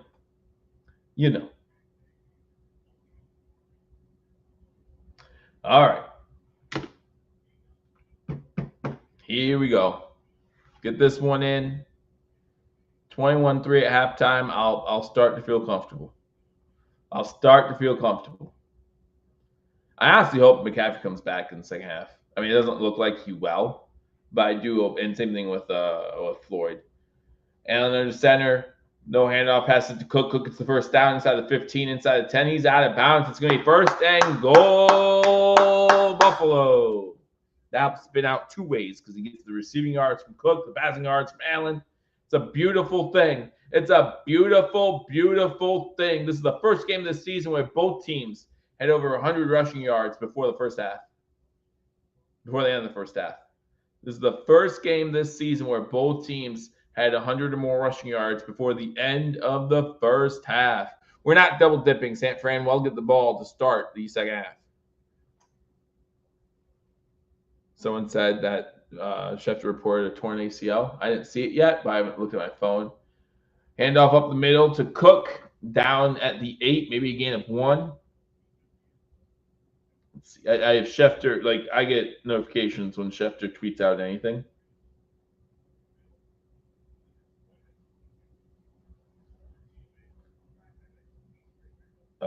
Looks like Ian Rappaport retweeted that could be they're worried it's a PCL sprain on the shoestring tackle. Because they're saying that happened on the shoestring tackle by Rapp, who saved a touchdown,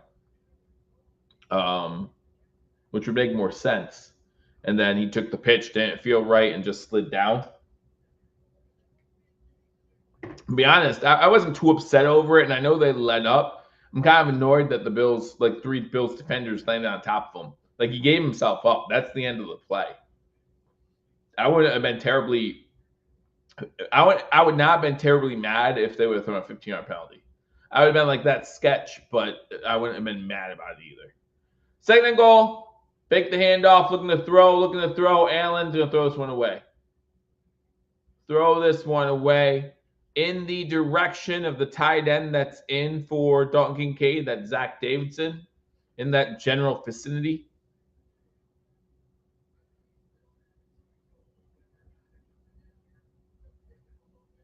So it's going to be 3rd and goal.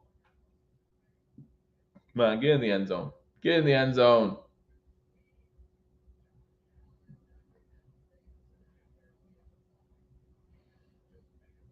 Get in the end zone. 3rd and goal from their own, from the 8-yard line. 49ers 8-yard line. Shotgun, 5 wide, 3 to the bottom, 2 to the top. And looking to throw. Directing traffic. Throws it. Caught. Is he in bounds? Hollins! Are you kidding me? Mac Hollins walking into the stadium today in his bare feet. Making the grab. Getting his feet down, it looked like at least 9 plays, 97 yards, just under 3 minutes. And the Buffalo Bills, for the moment, it looks like take a 20-3 lead, extra point pending. They'll probably look at this again. I thought it was close to the boundary. I think that second foot's really close. Nope, it's in. It's easily in. It's easily in. 41 seconds to go in the first half. Extra points up and good. Buffalo up 21-3. Now it's going to be interesting to see. What's going to be interesting to see is if the 49ers try to score in the first half still. Try to put up some points before half. Because, again, they can double dip. Barefoot Hollins. Barefoot Hollins.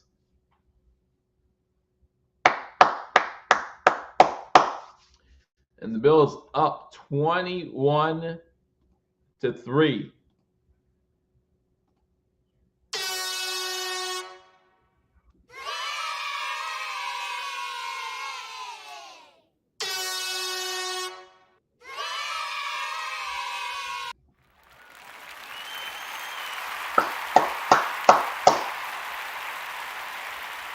Yeah,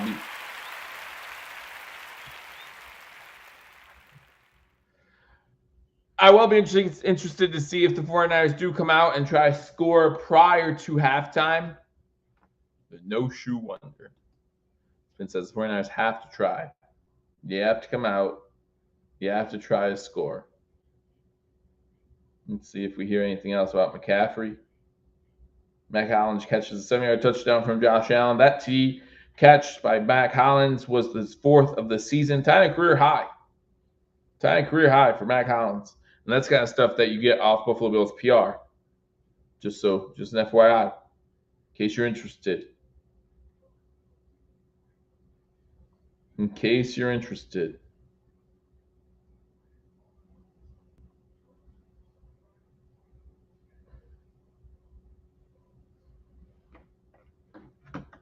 Again, guys, make sure you hit that thumbs up button as you come in here because it looks like by the end of this one, we'll be able to join Paul and Mario post-game and celebrate another division crown. But remember, that's not what we're here for anymore. It's nice. It looks nice. I like the crown. We'll shine it up. We'll take it into the playoffs with us. But that is not the end goal for this team anymore.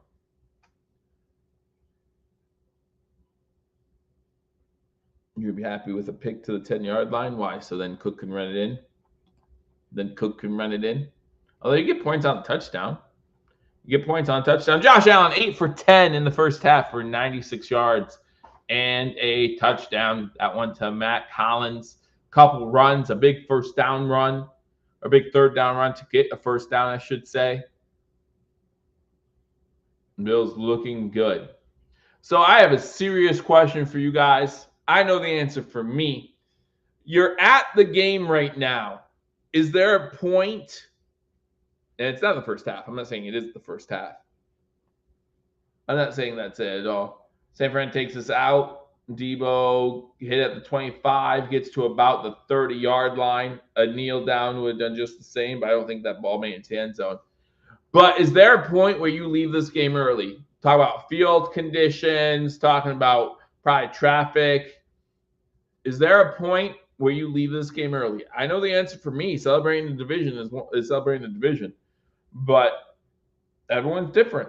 And you can celebrate your division, the division win at home with a beer in your hand that didn't cost $16.50.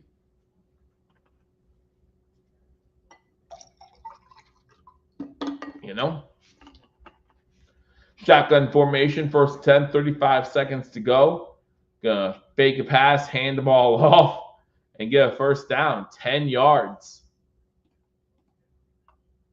Jordan Mason gets 10 yards on first down. And it looks like San Fran calls a timeout.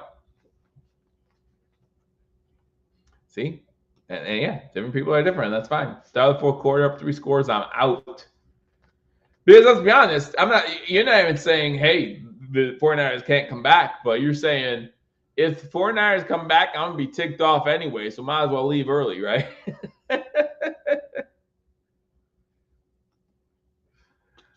I think everyone I don't know. Again, like what said in the previous comment, right? Like weather conditions, traffic. You know, I went to a preseason game last year against the Colts. Leaving at halftime was nice. Leaving at halftime, no, that was preseason. I had two kids with me, but leaving at halftime is not too bad.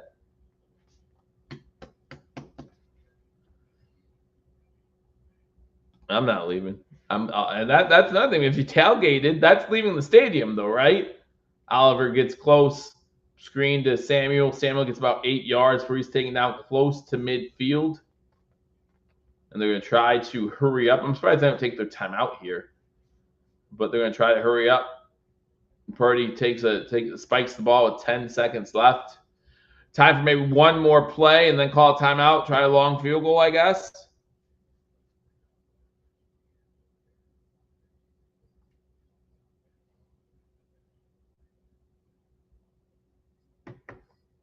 Oh, yeah, Ryan's there from #sports right now.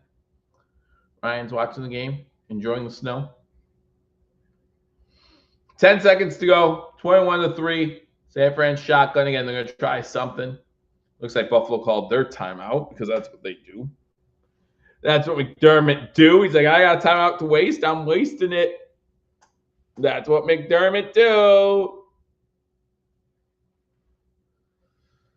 Oh, man. Wasting my time. Wasting my time.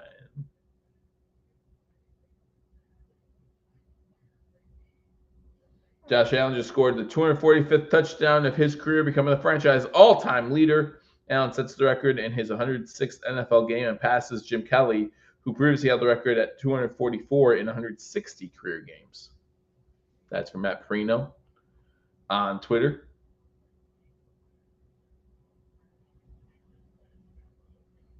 Shotgun, again, looking for one play real quick. Sideline gets out of bounds with 4 seconds to go. Jennings with the catch. I think that's his first of the game. Classic with around at halftime. Absolutely. Absolutely. Make sure you hit that thumbs up button. It would be doing myself and hashtag sports a huge favor. And if you're new to the channel, hit that subscribe button. Live for every single Buffalo Bills game. And even though this one's nationally televised, come down the season, the Patriots stretch will not be nationally televised. All right.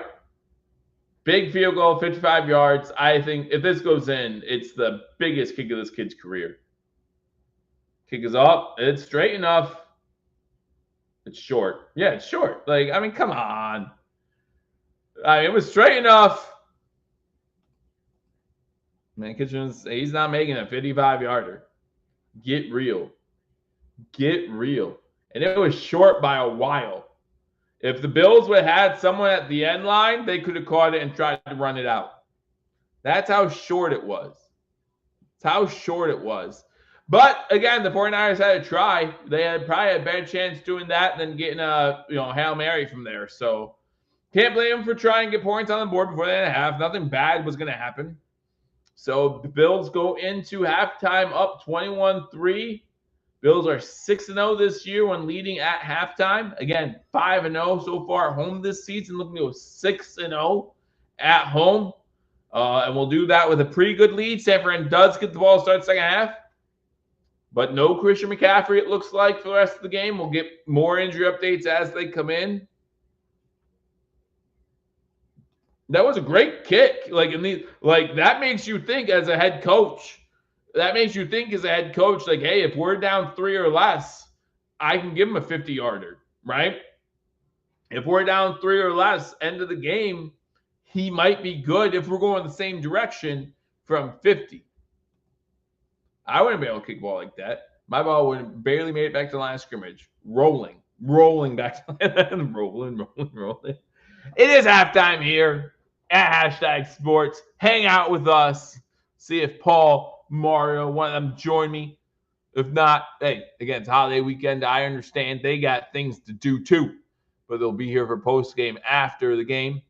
And we will hopefully celebrate an AFC East title. If you're new to the channel, hit that subscribe button, hit that thumbs up button as we are live for the halftime show for the game between the Buffalo Bills and the New England Patriots. Buffalo Bills and San Francisco 49ers. Bills up 21-3. We'll go over some stats from the first half. Starting with the quarterback play, Brock Purdy, 7-9, 52 yards. We knew going into this game, or at least we had a good idea going into this game, these type of conditions, that there wasn't going to be too much from either quarterback in this game. Now, listen, all week long, what I was seeing, and I think a lot of you commented on it too, what I was seeing is that the weather, even though bad leading up to the game, was going to kind of die down as the game started. It died down from what it was, but the weather conditions there still are not ideal. And it looks like the wind's blowing at a pretty good speed. I am surprised that the Bills have 21 points in the first half just because of these type of weather conditions. Normally you see weather conditions like that, you see a low-scoring affair. But at the same time, when you're running the ball as effectively as pretty much both these teams are, it's easy to see why the Bills have 21 points. I mean, this 49ers going to have upset that they only have 3. Because they've been running the ball, especially before McCaffrey went out, they've been running the ball pretty effectively as well. But Brock Purdy, 7-9, 52 yards, a lot of checkdowns. And that's what we talked about in the pregame, too. You want to watch out for McCaffrey. You want to watch out for Kittle because he's going to be doing a lot of those checkdowns. And that's what he's done. 7-9 for 52 yards. Mason, their leading rusher, would not be that way if McCaffrey didn't go out. McCaffrey was having himself a day to start this one off before he went out. For the game. And with McCaffrey in there, this game is definitely a different story. But you can't control injuries, unfortunately, and it's just the way it is. You hope that he comes back in the second half, but it doesn't look likely. It does not look likely. As I do see, we have someone coming in, joining us. So let me get my earmuffs on. In the cold, he has his beanie on. He's cold. He's What's up, buddy? If you get cold, hey, not much. How you doing? I'm doing good. First off, let me change that name. I don't want to be Joe from Hashtag Sports. Nobody wants to be Joe Let's from get that little Hashtag guy out of Sports. there. Yeah. No one wants to be That's that a guy. tough life. I tried to Joe guy change lives it a tough too, life. and it's just weird. Anyhow, McCaffrey welcome. goes down early, man. Jordan Yeah. Mason owners rejoice in fantasy football. Yeah, I mean, you never cheer for an injury, of course, but definitely the McCaffrey injury changing the complexion of this game. Obviously, McCaffrey, before he goes out, having himself a pretty good day. Now, the Bills did, on that first and second drive when he was in there, did a decent job at stopping the 49ers and making them try for field goals. And that's kind of the end of the game. Bend, don't break in some aspects. Hey there, Paul. Is Paul there? Did Paul leave? Where did Paul go? All right, we'll see if we get him back. We'll see if we get him back. But yeah, they did a good job at forcing the 49ers to try to kick field goals. Again, McCaffrey, 7 carries for 53 yards before he went out. Mason, 7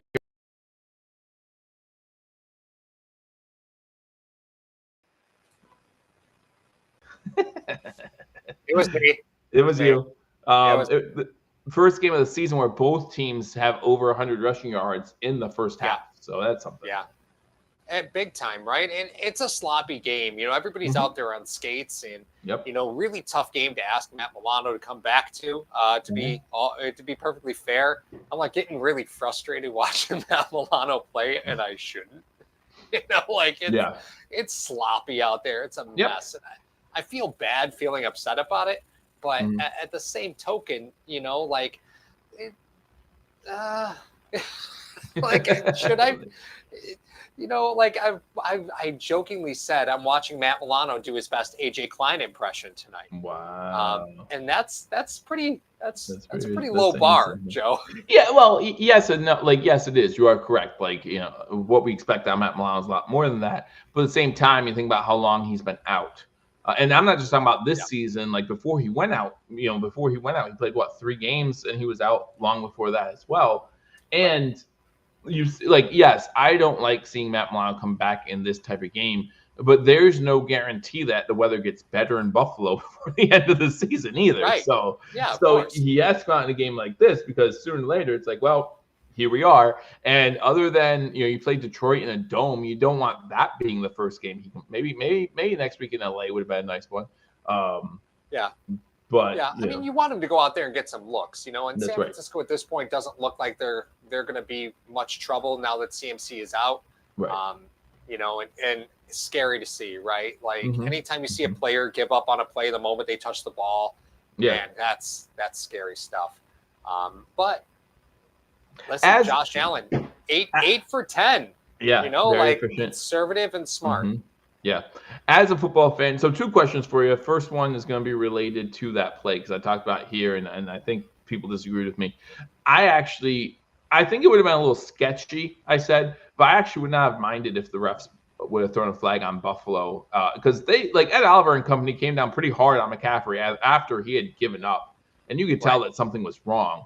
I wouldn't have minded to see a flag. All right, he gave up on the play. The moment a player gives up on play, it plays dead. It's not like he was playing possum to get a play. They lay off. Sure. Right. Do you mind it? Would you have minded a 15-yard flag in that situation? I think the refs probably look at that and saying, how do you expect these guys to slow down? Mm-hmm. You're out there on skates. So that was the same thing on the first drive. I mean, technically, San Fran had 2 men in motion, but that's because the one guy tripped and kind of just fell down before the snap, and they didn't blow it. And I was like, okay. Right. And I wasn't mad. That's why you're. I mean, Joe, how many? We've seen 2 illegal contact penalties. Have we seen 2 all year? Nope. That's like calling. We can't call pass interference today, so we're just probably can't call holding today either. So we're just going to call this illegal touching downfield. Giving them the business. DeMar was trying to help Kittle up, and he got called for illegal touching. Right. It looked like he was. He was grabbing him, and that's what the ref saw. Right. The ref saw grabbing. He was like, okay, fine. But he wasn't going to give him the DDT, he definitely had him lined up for a Jake the Snake DDT. I forget my second question already, but that's okay.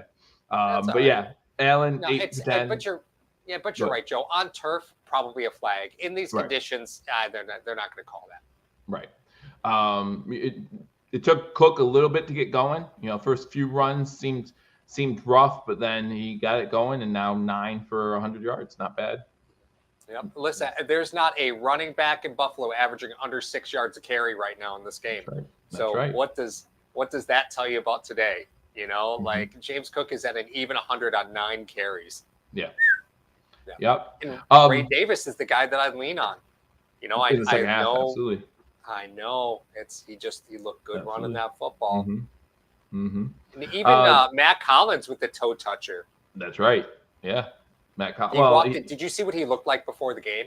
Bare feet walking into the game. Absolutely. Yeah. My guy is happy to be there. That's what I was gonna say. With his feet warm with those shoes on, he was like, "Yeah, absolutely. I can get both feet down. This is easy now. this is easy." But my second question was gonna be: are you worried at all about Josh Allen, the way he came up after that run, holding his hand? We've talked on this channel a whole bunch about that hand being broken and they're hiding stuff. Why don't you talk about that for a little bit? So saw him hand off a little bit inside with that left hand. So we hadn't seen that when he broke it the first time. And again, I say broke. The team never released that he broke his hand. So let's just, and for the sake of transparency, it is my opinion that he broke. It is my undoctoral opinion that he broke his hand. Because when you see a quarterback hand the ball off with the wrong hand, that's normally a sign that something's wrong. Josh did not do that. They ran a couple toss plays, and then, he was out there the next series handing the ball off with that left hand. So, I think it's obviously cause for concern, but at this point, I don't think it's anything to pay too much credence to, Joe. Of course, anytime Josh is banged up, you're concerned. Right. The last thing you want to win the game, but the last thing you want to do is lose him when you don't need to have him out there at this point. If you maintain this lead through the third quarter, maybe you just kind of take the foot off the gas a little bit. Absolutely. You got to go. You still got to play Detroit. And then you get Patriots, Miami, Patriots, right? You're kind of Patriots, Jets, mode. Patriots, but yeah, Patriots, Jets, Patriots. Sorry, Patriots, Jets, Patriots. So you're kind of in cruise control at that point. So if you can get them out of there by the third quarter, I'd say you get them out of there today. Sure, absolutely. We've seen 2 missed field goals by San Fran. No. I said during this game, I would not feel comfortable with anything outside of 40 yards. Just these conditions in Buffalo, you just don't like it. Now, I don't mind them trying to kick a field goal at the end of the half, right? You're just trying to put on the board, right? You're not going to throw a Hail Mary. But where are you comfortable seeing, if it comes down to it, seeing Tyler Bass kicking a field goal in this one? Well, I mean, Jake Moody, I think, got all of the ball that was there to get today. And that thing was at least 5 yards short. Yeah. So I think 50 is out at this point. You just look at it, you're like anything probably over 45 is a prayer, because Jake Moody got what looked like all of that ball. And it was easy. It was an easy 5 yards short. So, I think probably 45 is where you cap it. Hopefully, Bills don't need to worry about that all that much. I see Spin saying, how can you take your foot off the gas when you're pretty much just running the ball? Letting Josh be Josh. That's what I mean when I say that. Take your foot off the gas. If Josh is going to go out there and hand the ball off, then that's fine. He can go out there and just hand the ball off. But Josh being Josh, I think for his own safety at some point, you just get him the hell out of there, Yeah. So before the third quarter starts, what are some things you're seeing that you want Buffalo to improve on or do to start the second half that kind of helps you out? Also, post game, are we hopefully celebrating? Yeah. Mar is not sure if he's available, so I'll be doing post game probably not too long after the game ends because it's late night, so we'll probably just jump pretty close to right on afterwards. So as far as second half, I mean. What's there to hate right now? San Francisco's going to do you a favor by running the football the rest of this game. Yeah. So they're doing you a big favor. I would imagine at some point San Francisco's going to have to get Deebo Samuel involved by giving him the football in the backfield, which is not something he's done a whole lot this season. I think it's the only chance that they've got to kind of get this offense sparked up is to get him a bit more involved. Buffalo's going to continue to struggle on the interior. Every team's going to continue to struggle on the interior today. It's just it's a hot mess on the inside, and it's going to continue to be a hot mess. I would like to see Matt Milano get off some blocks today. I really haven't seen him do that. Speaking of Debo, big return. inside Bills territory already, down to the 40. Okay, there we go, bud. There we go. Yeah. So, halftime. Halftime show brought to you by Mr. Rogers Homes, your Arizona retailer, realtor, retailer. Ugh. How many years have we been doing this? Arizona you realtor. Longer than me, bud. I know, right? Well, but we'll catch up with everybody on the post game. Absolutely, yeah. As I said, it'll probably be like right afterwards. Yeah, I'll probably stick around for post game because that first half went quick, and I can't imagine the second half being much slower. Like it's 9 and 10 o'clock, and the second half already started. If you get the pass from the wife, Joe, come party. All right, let's party hard. I didn't bring the champagne this year, but that's all right. We'll see. We'll see what happens. Paul, thanks for joining us. Right. See you post game. Celebrate. Hopefully AFC's crown. Take care. All right, first play for the 49ers, the run up the middle, about 2 yards. Thank you again, Paul, for joining us. And yes, if you haven't already hit the thumbs up button, be sure to do so. Subscribe to Hashtag Sports and come hang out with us after, where we hope to party hard. 14:30 to go in the third quarter. You got a big return by Debo to start the second half off, and it's going to be second down for the 49ers. Second and 8. But big start for the 49ers. If they can get in the end zone here, this game's not over yet. Purdy looking to go throw over the middle, throws it, pass. Is that caught? Good catch. Good catch. That Jennings with the catch, making it 1st and 10. Now, Sewell Douglas on the coverage. That's just a good diving catch by Jennings.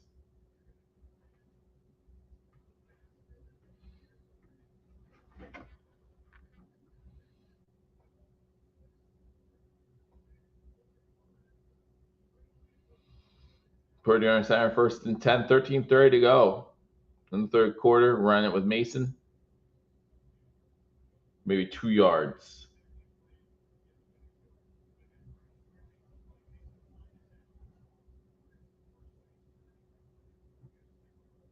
Second down.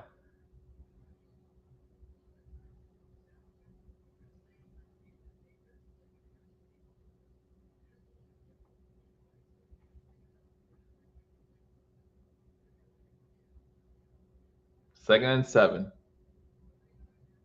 CMC out, said Shanahan. That sucks. That sucks. Hands the ball off on 2nd and 7. Inside the 10. Going to be 1st and goal, San Fran. 1st and goal, Mason down to the 9.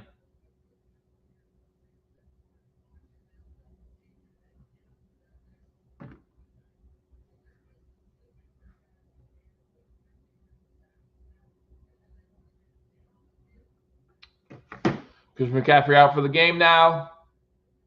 48 of you in here. Make sure you hit that thumbs up button if you haven't already. 1st and goal, San Fran. Bills up 21-3, 12 and a half to go in the third quarter. This is the first drive of the second half. Debo Samuel with a nice return, and that's going to be encroachment on Von Miller.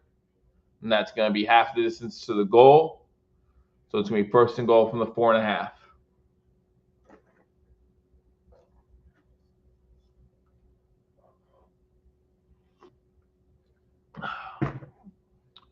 First and goal from the 4. Another dead ball penalty by the Buffalo Bills. Dead ball penalties, mostly on offense, but all season long, these dead ball penalties killing me. Again, these are the things that are going to hurt us come playoff time.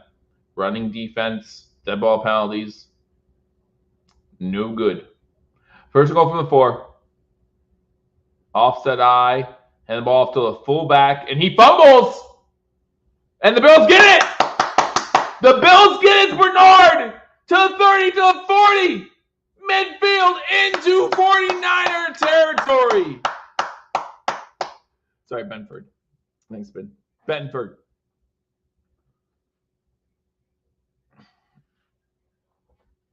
A big play by the Buffalo Bills defense. They hand the ball off to the fullback, and he fumbles it at the 1. And the Bills take over. Man. Was that Samuel lined up as the fullback?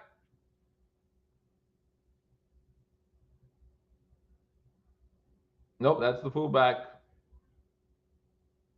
Like, didn't you just say in the first half you want Rap out of there? He's getting burnt every game. Hey, John, glad you're here, buddy.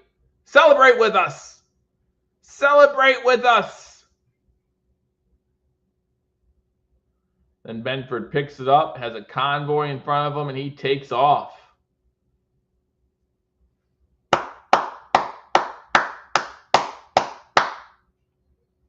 Tyler Rapp does it again.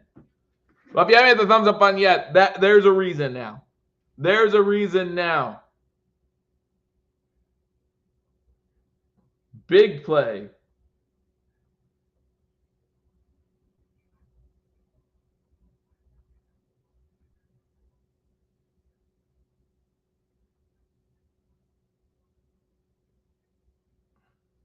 Big play. I'm responding to some texts, and we all know I can't do two things at once.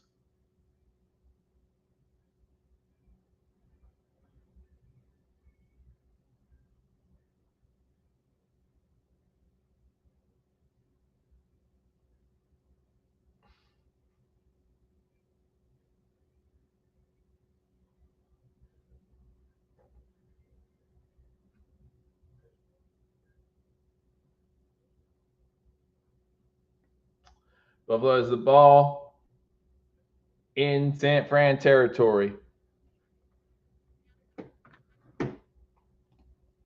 Rapp is underrated guy, makes big plays every week. Big plays.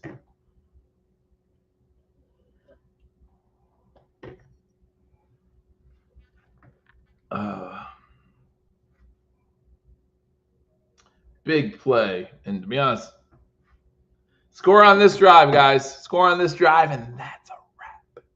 That's a wrap.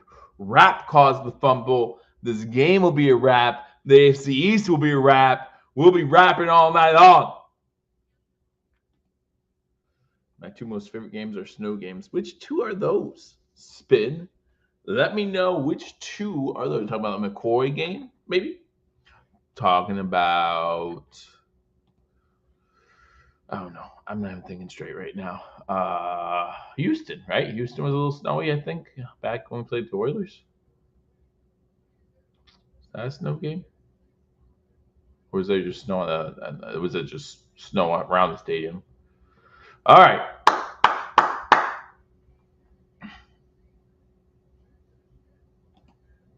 There you go. Bledsoe. All right, versus 10 Buffalo. They're actually inside their own territory, the 48-yard line. Knox goes in motion, makes a block for Cook. Cook gets behind his line, gets about 8 yards to about the 44, maybe the 45-yard line. I'm like 70% sure that Bledsoe game was a snow game. My memory doesn't serve me correctly that far back. Not during the drought years, at least. All right, second and about 2. Second and about 2. For the Bills, 11:15 to go in the third quarter. Again, score a touchdown this drive right now. Score a touchdown this drive. And we can rejoice the rest of the time. Hand up to Cook. This time, no gain on the play, maybe a yard. Gonna be 3rd and 2. Again, hit that thumbs up button if you haven't already. Fumble by the 49ers. They were driving. They were getting ready. I mean, he would not have been stopped from getting that ball across the goal line. But Tyler Rapp punches the ball out. Buffalo recovers the ball, runs it pretty much to midfield, and now the Bills have the ball 3rd and 2. This is 4 down territory. 4 down territory for the Buffalo Bills, in my opinion. Shotgun. Johnson in the game to the right of Allen. Bills moving from left to right on the screen. Quick pass to maybe Shakir. Nowhere close. It's going to be 4th and 2. I think it was to Shakir. I think Shakir was supposed to bounce out. 4th and 2, you're going for it. 1 to go for it, 2 to punt. You're definitely not kicking on the field goal. 1 to go for it, or if you're thinking, no, pin him deep. Oh, Allen's coming out. I'd go for it here. Sam Martin's coming in. Let me know in the comment section what you think about this call. I'd go for it. I think you pass on third down because you are going for it on fourth down. But let me know what you guys think in the comment section. 10:20 to go in the third quarter. Bills going to punt this ball way up 21-3.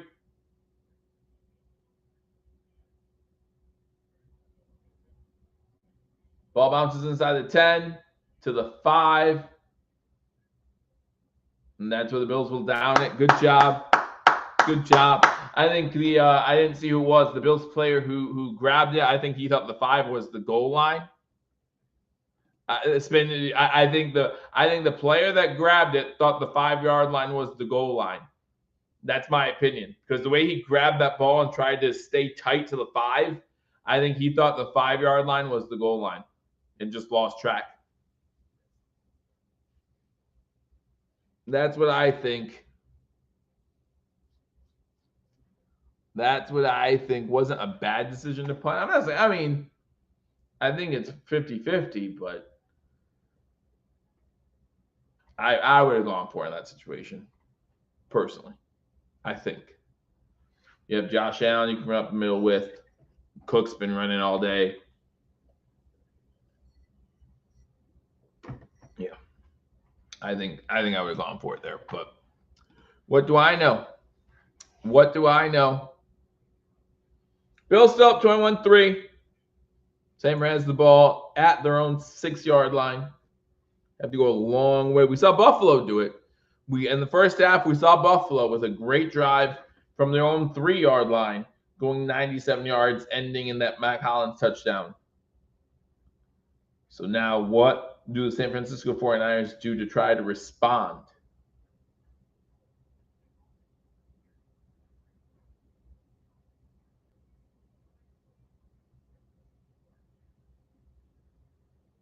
Yeah, M. Schefter reported that McCaffrey's officially out. We heard Coach Shanahan say that McCaffrey's officially out. Hopefully we get good news tomorrow, man. Hopefully with him we get good news tomorrow. But we shall see. We shall see. But right now the Buffalo Bills up 21-3. San Fran gets the ball back. If the Buffalo Bills hold on to win this game, moves them to 10 wins on the season.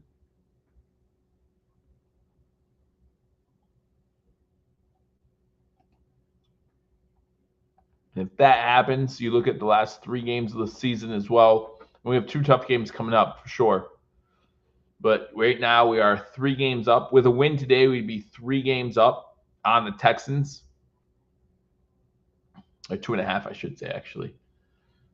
Texans would have a tiebreaker against us. I'm looking at the 4 seed. 3 seed, be a game up on the Steelers. Steelers have a tough schedule coming up. They still have the Ravens. Another time, they lost to the Browns already this season. They got the Browns coming up too. All right, San Fran 1st and 10. Lions game will be fun. I hope so. Throwing it on 1st down, pass complete, and he fumbles the ball. Oh, no, they're calling incomplete. Calling incomplete. Calling incomplete. I thought he had control turned. That was Jennings on the catch. Okay, you let me know what you think in the comment section. I think that could easily have been called a fumble. I think that, like, he's bringing it down. He has both feet on the turf. Rams game will be a tough game. I'll have that game live for you right here on Hashtag Sports. So make sure if you're not subscribed, hit the subscribe button. Run the ball on 2nd down. Bills stuff it. Back to the line of scrimmage. It's 3rd and 10. 9:50 to go. Wow, they stopped the run. Look at that. Look at that. This team's different when they stop the run and the pass. I love how we're criticizing a defense that's only allowed 3 points. But hey, that's okay. Spin says, what am I to say? What, you have the Bills defense on fantasy too? Bills defense on fantasy. 9:20 to go in the 3rd quarter. Shotgun formation on 3rd and 10. Quick screen. Incomplete. Kittle cannot hold on to the ball. Is that Kittle? Might not be Kittle. Who's 85? Nope, that's Kittle. Can't hold on to the ball in the snow.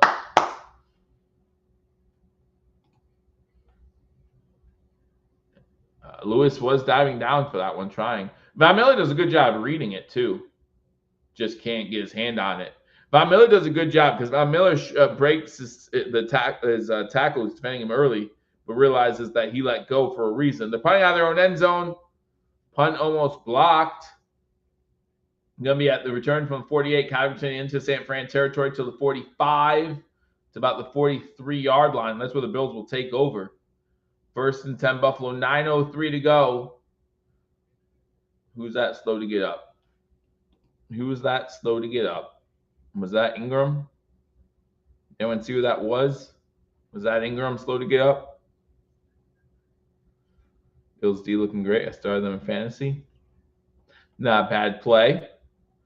Not bad play.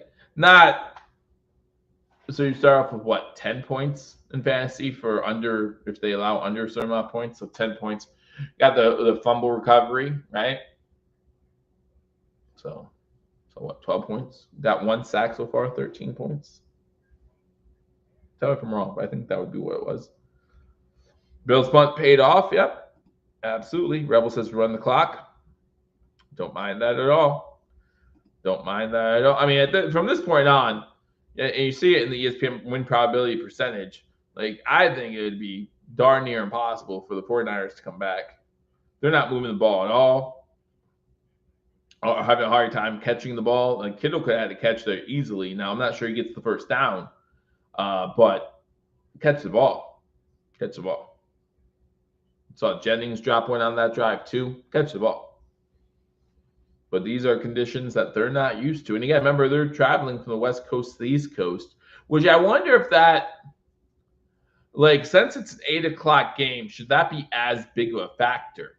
Because West Coast used to playing at 4 o'clock anyway. So West Coast time, it's a 5 o'clock game. So I don't think the West Coast to East Coast thing should be as big of a factor as a team if they were going from the West Coast to the East Coast starting at 1 o'clock. That's 10 a.m. I get that.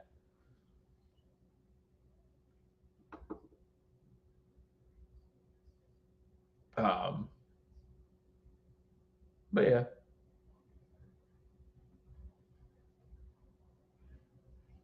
McCaffrey was the best bet. Yeah, it's unfortunate. It's unfortunate.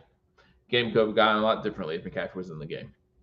I'm not saying that they would have won, but it would have been a lot differently if he was in the game. And again, I hope for Niners fans' sake, for his sake, for whatever that team's sake, I hope we hear good news tomorrow.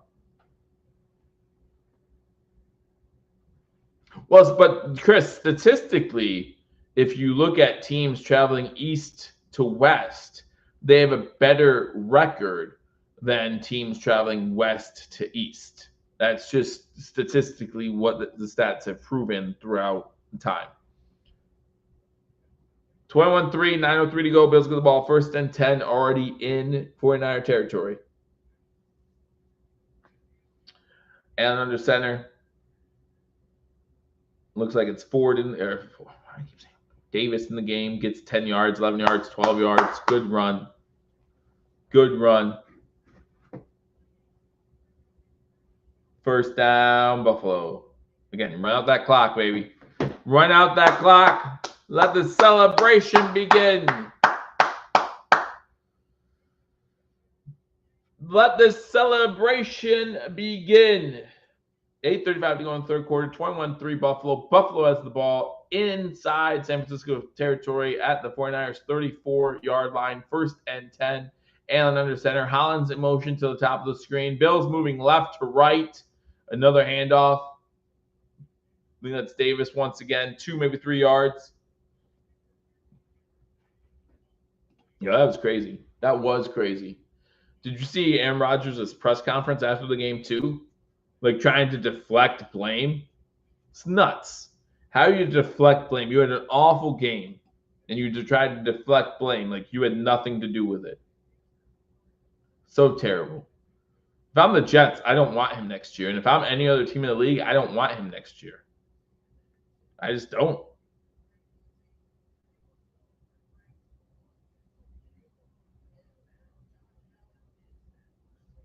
And under center once again.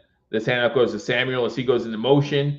Samuel gets to the 25, close to a 1st down. Big hit there by number 27 of the 49ers. big hit. Legal hit, but a big hit. That's Jair Brown, safety, with a big hit.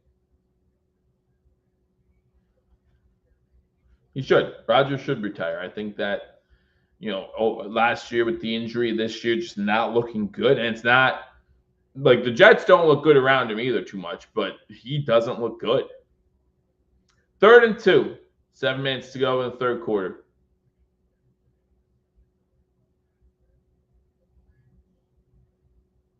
Heavy run formation here. They fake the handoff. Allen looking to throw. Throwing it. Almost intercepted. Intended for Shakir. Good play there by number 6 of the 49ers. That's Malik Mustafa making the play. The Bills, are they going to go for it here? For a field goal attempt. In these conditions, it'd be a tough field goal, but a doable one, right? Be a tough field goal, but a doable one. 6:50 to go in the third quarter.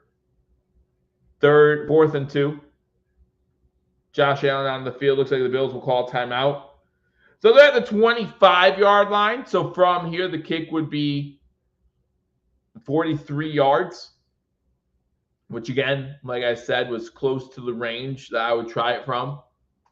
Up 21-3 with 6:50 to go. Make it a 3-touchdown game, maybe. Thoughts in the comment section. Let me know. Would you rather 1 for the field goal, 2 to go for it? 1 to kick a field goal, 2 to go for it. You let me know in the comment section which one you would do.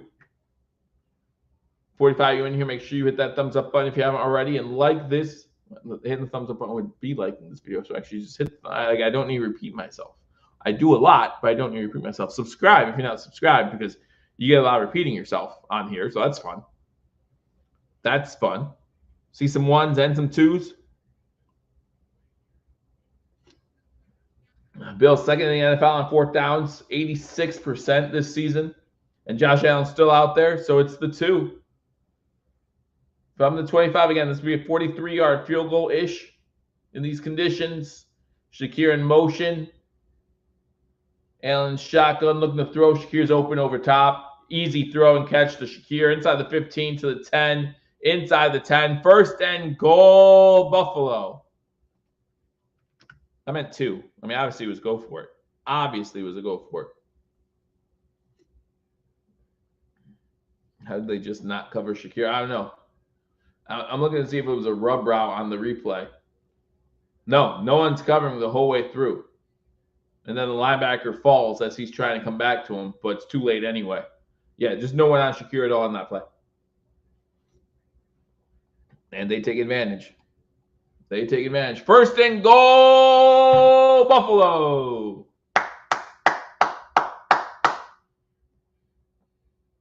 Quick pass out to Cooper. He pitches it back to Allen. Allen's in! Oh my goodness!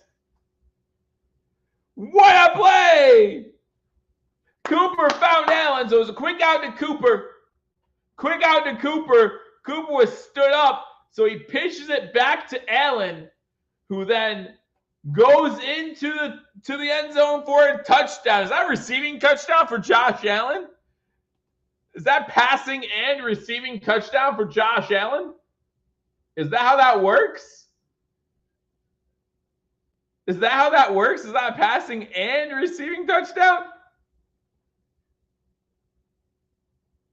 That's why he's MVP. He can pass it, rush it, and catch it for a touchdown.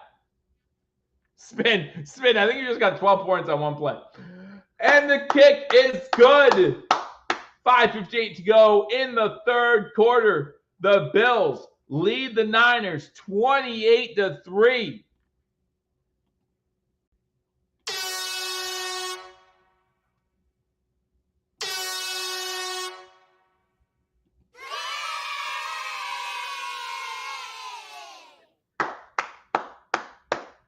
That mind blow emoji, right? That mind blow emoji. That's what Josh Allen does. It's like, why was Allen even over there? I don't know, but he was.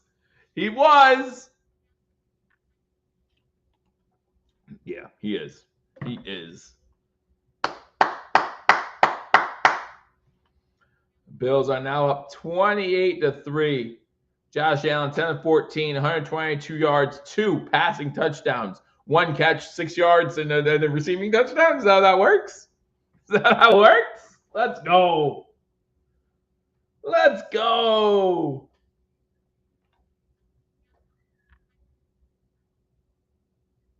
No. I don't know.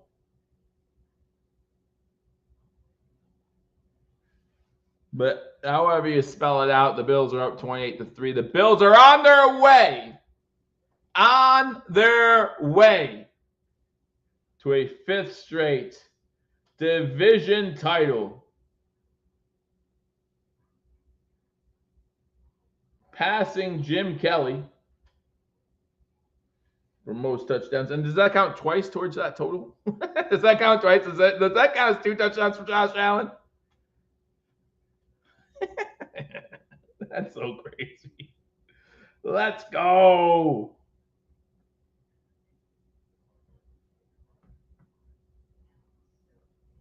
Is that spin? Is that what it looks like in fantasy? Like your fantasy stats? Does it come up that way, or are you just joking? I don't see good for you, spin. I don't see it statistically on Score Mobile, but Score Mobile isn't the best when it comes to statistics all the time. So I believe you.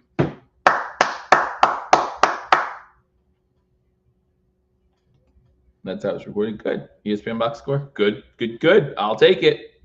That's something to celebrate. Celebrate good times. Come on.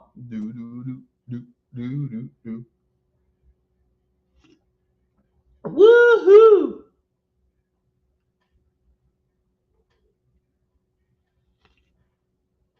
All right. Now we just need to break the streak of teams that won their divisions in the first 12 weeks of the season, losing in the Super Bowl. It's going to be a penalty on the kick. Nope, the kick made it to the 20. Remember, the landing zone is inside the 20. Debo with another big return to a 30, 35, 40, 45. Bass has to lead him out of bounds at midfield. Another big return for Debo. I am worried about our special teams too, guys. I am worried about our special teams too, going into the postseason. Be honest with you. Just being honest. I'm worried about our special teams. I'm worried about our running attack. I'm worried about those pre-snap penalties too.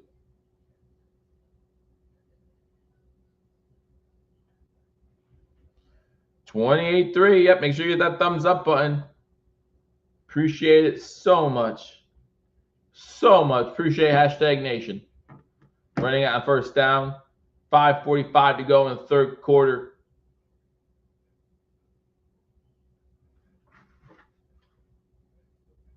Well done. Well done, Buffalo. Coming out, doing what you needed to do. Doing what a lot of people in the pregame talked about this could be a trap game. And it was not. It was not even close at this point. Again, the McCaffrey injury is unfortunate. Game's completely different. I understand that. I 100% understand that. But bring back pass, pressure coming, able to slip away, throws it downfield, and the receiver falls down. Number 14 was the intended receiver. He just fell down in the snow. Ricky Pearsall was the intended receiver. No one on him. He just tries to stop in the snow. Can't do it. Can't do it.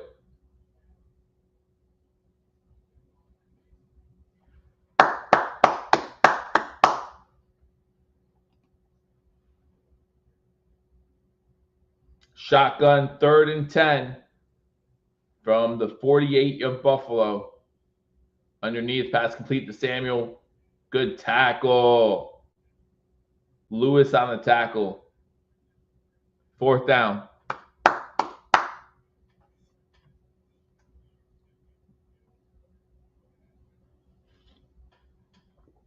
4th down.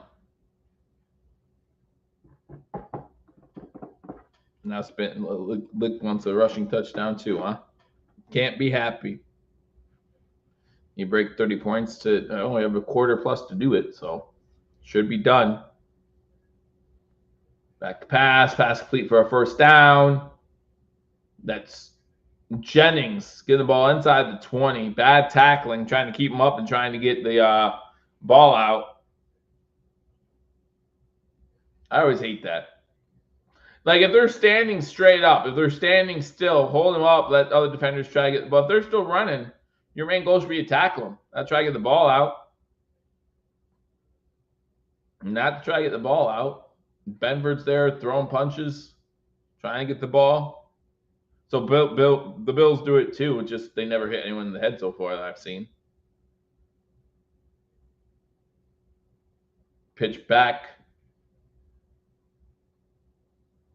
Probably about a 2-yard gain.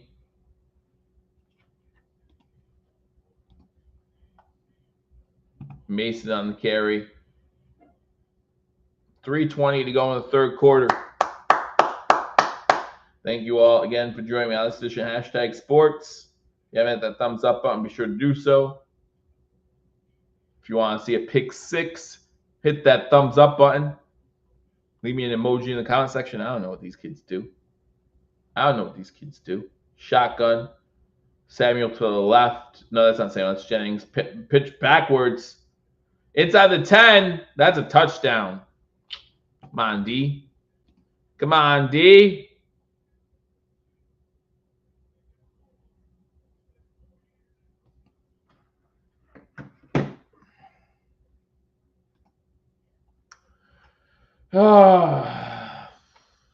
Let up a touchdown.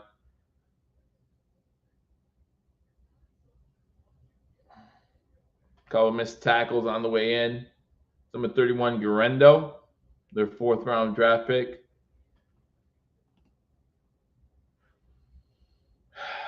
$28-9, extra point pending.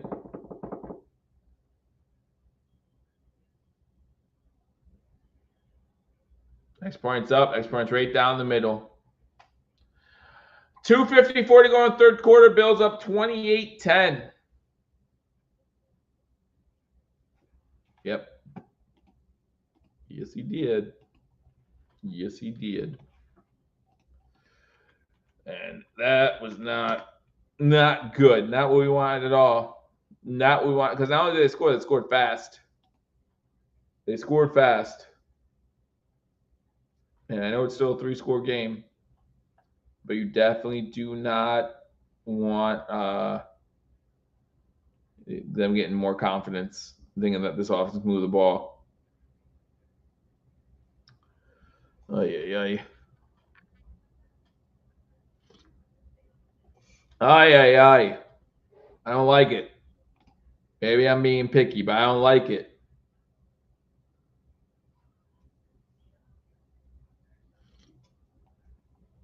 Stop kicking the ball to Debo. Rather you kick it out of bounds so they start on their own 40 at least. Don't like it. All right. Now the offense needs to respond. Now I say you put Josh back in there, lead a scoring drive, and then you can take Josh out. Then you can take, even if it is just a field goal, if you lead a scoring drive that goes into the 4th quarter, get yourself up by 21. But not happy. Not mad, but not happy. Again, guys, make sure you hit that thumbs up button. Appreciate you guys joining me on this edition of #sports. Paul said right after the game we will be going live, doing our post game. Hopefully, doing a little celebrating a 5th straight division title. Because listen, guys, it's not easy. It's not easy winning a division. And so we should be happy with our, especially not this early. So we should be happy with the way the team played today. The way they played so far this season. Defense has looked suspect at times, but It's not easy to be 10-2. Not easy being 10-2. And listen, we just saw the Eagles beat Baltimore, and everyone talk about how impressive they look and how great they look. And it was an impressive victory. I watched it. It was an impressive victory. The Bills are going to be sitting at 10-2, and here we are as Bills fans like, no, we're 10-2. Hopefully. And ESPN still gives us a 98% chance to win this game. So hopefully we're 10-2. Codrington returns this one to about the 27. That wasn't Codrington. That was Davis with the return. All right. Yeah, Josh Allen was a Niners fan. We know. We've heard this story before.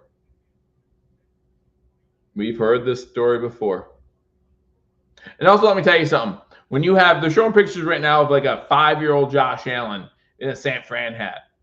I have a 6-year-old. He does not wear Bill's stuff because he always wants to wear Bill's stuff. That's all I'm saying. Hopefully he becomes a Bills fan, but he won't. And under center, 2:48 to go, third quarter. Hand off to him. Come on, Cook. Hand off to Cook, and he just gets stopped dancing in the backfield.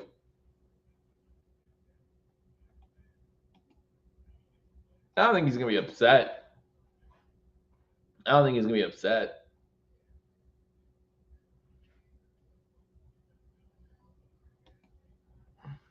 Why is this a must-score drive? If anything, it's a must-get a first down type drive. Second and 11, but it's not even must that. Thank you, Sonny. Appreciate it. Let's not count our chickens, but I appreciate the donation. Pass complete to 31. Is that Cooper with another catch? To 31. So it's going to be third and about 4. Third and about 4 or 5. Thank you, Sonny, for 199 again. I don't want to count our chickens yet. Still got 15 minutes plus a little bit.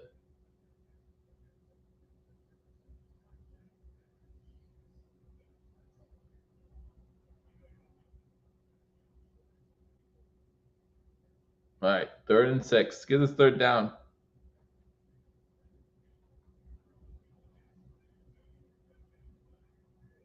A4 motion at the top of the screen.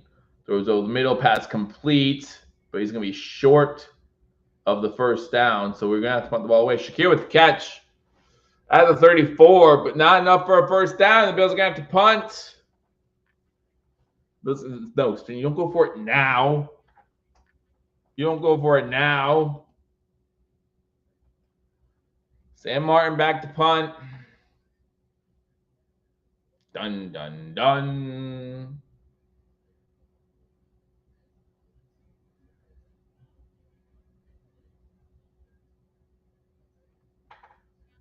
Don't get blocked punt or something stupid. Please don't get like our punt return for a touchdown. Oh my gosh. Boomer a punt, not Boomer Esiason.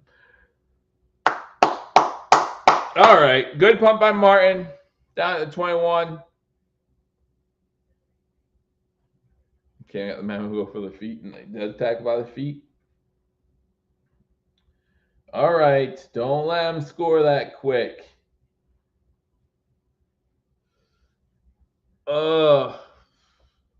This could become trouble. Trouble. Again, Sonny, thank you for the super chat. Again, guys, we appreciate everything that you guys do to help hashtag sports. The best way to help out hashtag sports, simply hit that thumbs up button, hit that subscribe button. If you feel so inclined, leave a super chat. It will get read. Promise you. Josh Allen, 12 of 16, 131 yards, 2 touchdowns passing. He does have, I guess it's not technically a reception, right? He doesn't get a reception, but 7 receiving yards and a touchdown.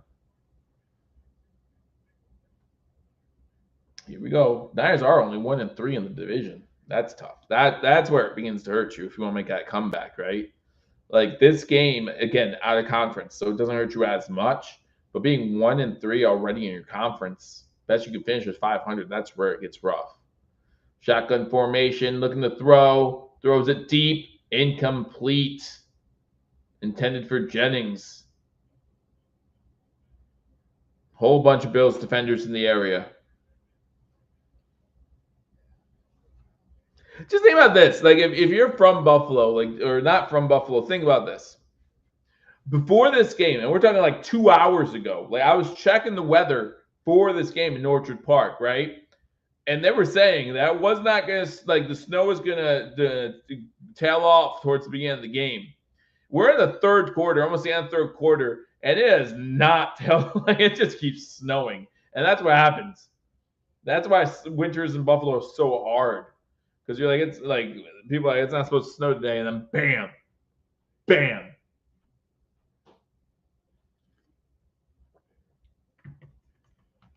Yeah, conditions of the Bills fans. Yeah, no, you were absolutely right. That's the end of the third quarter. They did get a 5-yard run on second down. End of the third quarter. We're going to the fourth quarter. The Bills are up 18 points. San Fran does have the ball. But let's see what happens here. Let's see what happens here. That was just funny. Interceptions. We'll see one of the 3 defenders in the area. Fourth quarter, again, don't forget, we're hoping that after this game, Paul, myself, maybe Mario, maybe Ryan, who knows, we'll be celebrating another division touchdown. Division touchdown. Division touchdown. Let's call it division touchdown. Division touchdown. I was reading some tweets about that play. Beautiful play. Beautiful play. MVP caliber play.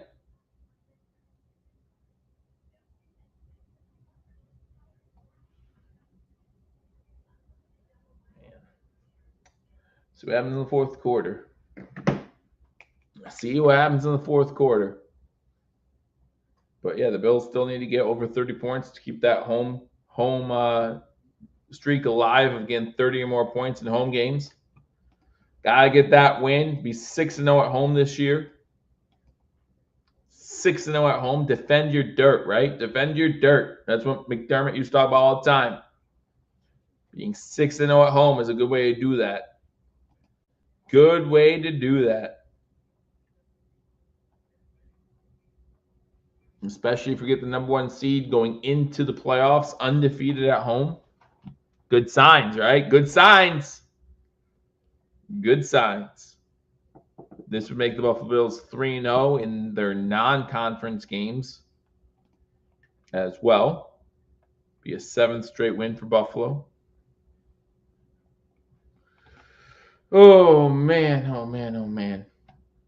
Oh, everyone likes college football. Championship weekend next week. Penn State with a win. Ohio State with a loss. Penn State now plays in the Big Ten Championship. Someone has to get dominated by Oregon. Might as well be Penn State, right? Let me know in the comment section if you think Penn State stands a chance. I don't, but some people might. Some people might.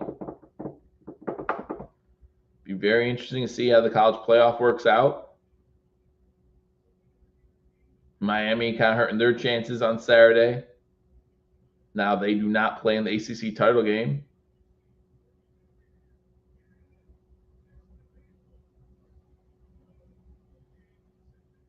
All right, here we go. Here we go. Fourth quarter starts, 3rd and 5. So we need, what, 2 more? 2 more? Well, you know, you have a active Jalen Virgil. I don't know if he's caught one yet this season. Brock looking to pass. That's a fumble. That came out before his hands going forward. That's a fumble. That's a fumble. That's Buffalo's ball. That ball is coming out before his hands going forward. I'm saying it's a fumble spin. Let me know if you guys think it's a fumble. 1, if you think it's a fumble. 2, if you think it's incomplete. That's a fumble. That's a fumble. 1 in the comment section if you think that's a fumble. 2 if you think that his hand was starting to go forward. I think that's a fumble.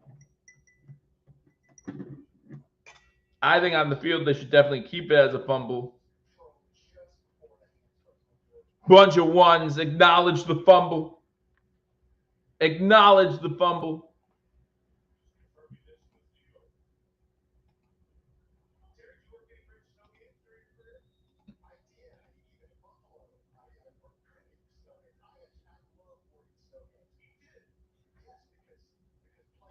Yep, Bills on the field. It was confirmed.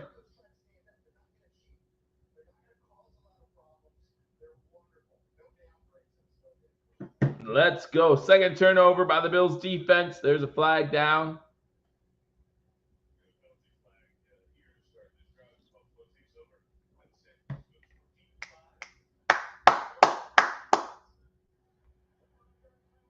Too many men on the field. 5-yard penalty. Just move the ball. Move the ball. Another passing touchdown for Josh Allen. Get him out of the game. Help those MVP numbers.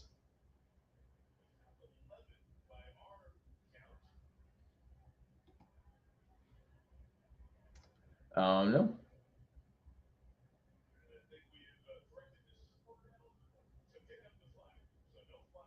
All right, now they picked up the flag. There was only 11 on the field.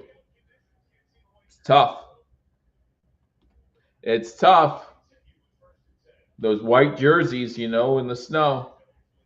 Under center, hands the ball off to Cook. Cook, maybe 2 yards, maybe a yard. About a yard. Run that ball now. Again, guys, as you're getting ready to celebrate with us. 5th straight division title. We'll clinch a division, clinch a playoff berth, obviously. And then we'll just see how the rest of the season plays out. If we can get that 1 seed, be a game up on Pittsburgh for the 2 seed, a couple games up on Houston, I think 2.5. Their bye weeks next week. A lot of stuff going on. Then don't forget to join me next week for the game between the Buffalo Bills and the Los Angeles Rams right here on Hashtag Sports. Shotgun on 2nd and 9. Allen looking all day. Over the middle. Pass complete to Knox. Inside the 10. Another first down. Spin wants that rushing, TD.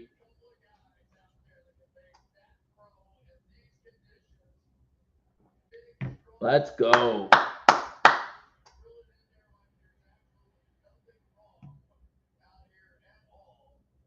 Of course Knox is making a snow angel. That's what you do in the snow.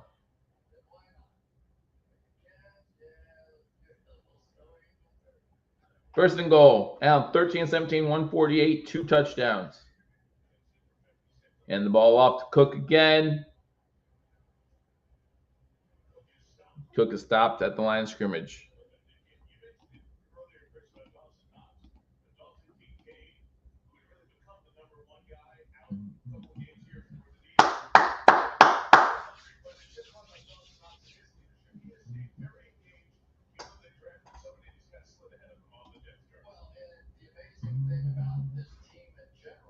Knox, 2 catches for 56 yards today. Not many, but got the ones we needed.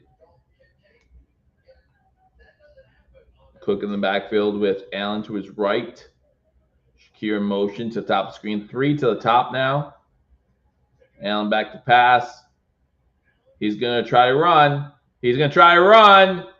Touchdown, Josh Smith. We were wrong, man. Josh having a game.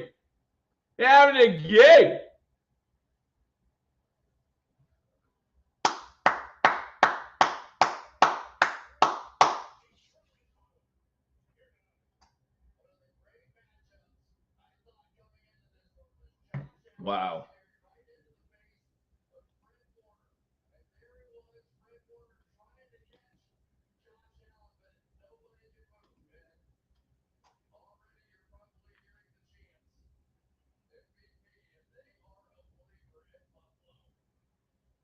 All right, so the streak's alive of home games with 30 or more points. The ball, I can't see it. I'm going to assume the referees can, and they say it's good.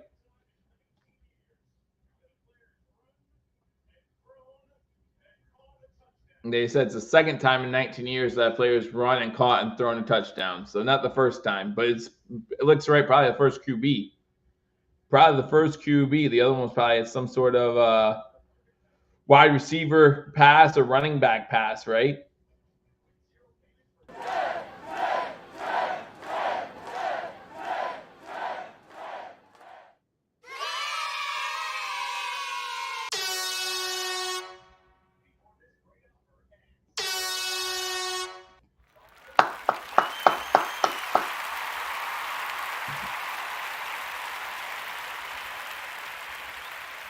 Was it LaDainian? It's an N, not a V, but LaDainian Tomlinson? Yeah, I liked watching him. One of the better ones. But the second person in 19 years, that's a Hall of Fame number. That's a Hall of Fame number. Tyson Hill might, but he hasn't yet. He hasn't yet. Let's go. Lick and spin, calling it out as it happens. That's a stat that you'll see as they're counting the MVP votes. Great game by Josh. Great game by Josh. 148 passing yards, 2 touchdowns, a rushing touchdown, a receiving touchdown. Who does that? Who does that? Our guy, Josh Allen. And as my boy said 2 weeks ago, give me Josh Allen. Give me Josh Allen.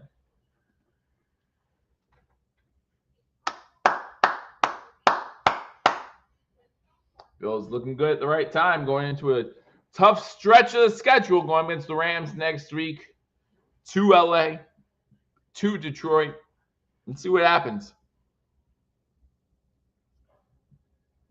But we'll definitely be making some noise. And then let's give Lick the credit. Let's give Lick the credit.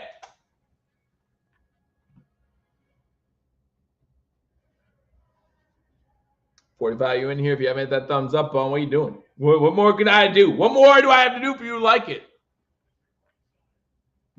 What more can we do?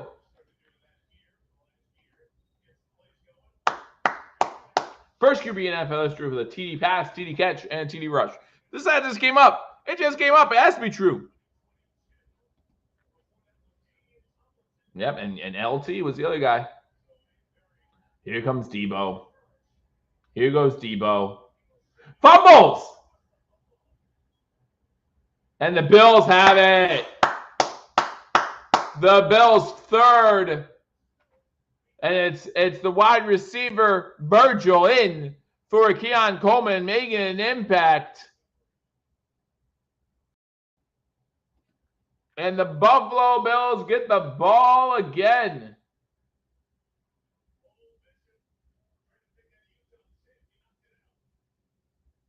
Cole Bishop was the one who knocked it out, too. There's a penalty marker down now.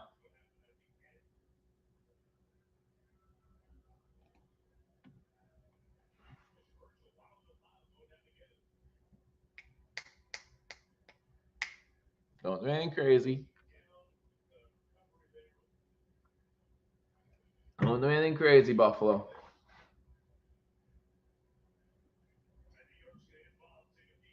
No, New York's going to take a peek at it. I'm wondering if they think the other 49er player had possession. Because there's a 49er player that goes down number 30. But no, he doesn't. Nope, that's a recovery. Clear. No, I don't think they're questioning the fumble. Well, I thought they were questioning, I don't know. But I thought maybe they were questioning if 30, because from the angles we had before that last one, with all the snow coming down, I couldn't tell.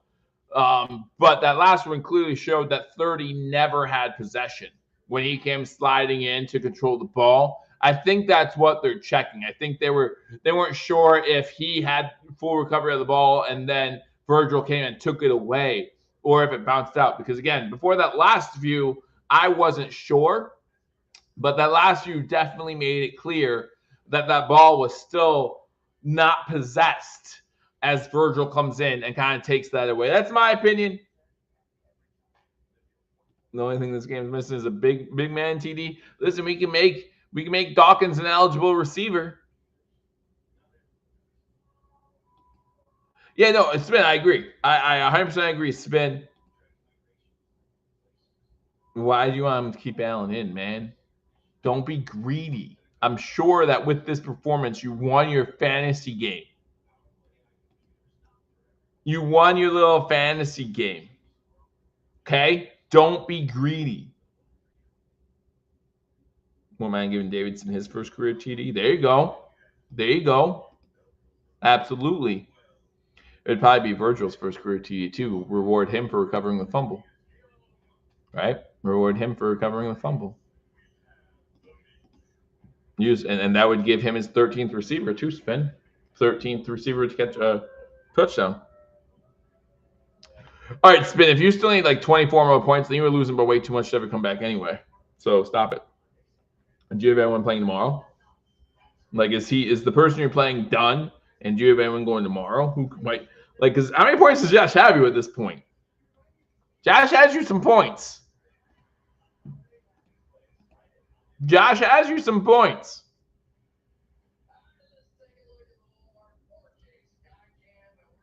He has you probably over 30, right?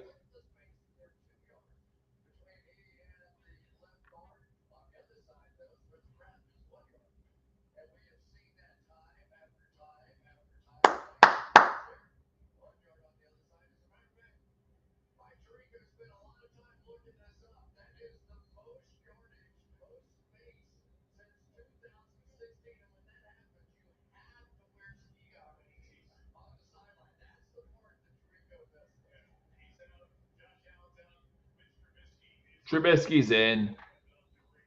Davis gets the handoff. Holding. Not too many penalties in this game either. That's on Anderson.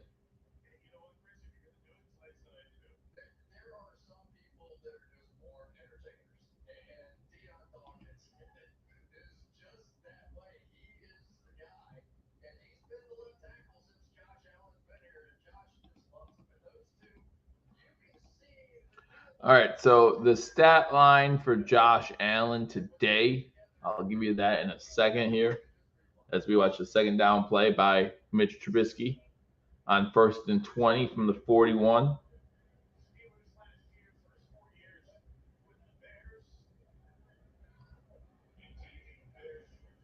Hands the ball off to Davis. Davis gets about 7 yards to the 33.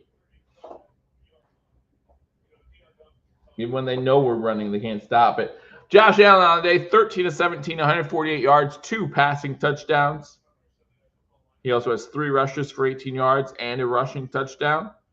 And he has no receptions for 7 yards and a receiving touchdown. Again, Josh Allen, the first quarterback in NFL history to pass for a touchdown, catch a touchdown, and run for a touchdown, all in the same game. Yeah, 49ers are having a rough year, though. And with all these injuries, again, I don't think Allen needs stats for MVP. Davis with another run. It's going to be 3rd and about 10. 3rd and about 10. That Trubisky pass. Maybe. If they don't pass on 3rd and 10 here, they're not going to do it. There's a flag anyway. 10:45 to go. In fact, the flag's down and the clock's still running. They don't even care. Or maybe there's not a flag. Never mind. The graphic was wrong. 3rd and 9. 3rd and 9. Guys, we're going to get ready to celebrate. We're going to get ready to celebrate another division title. First team this season to clinch their division. What just happened? Buffalo calls their second timeout. Buffalo called their second timeout. 10:23 to go.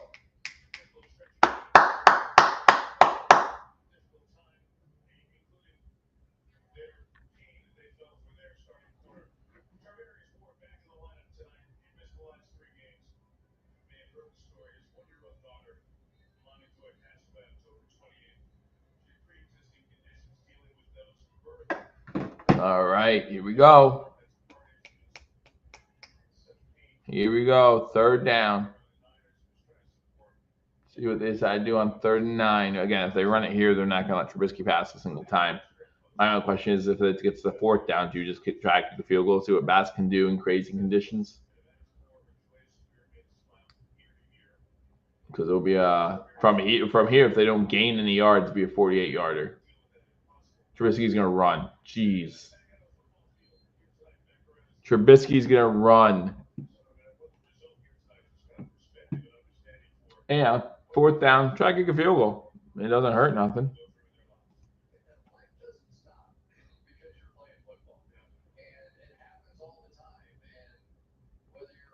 I don't know. We'll see.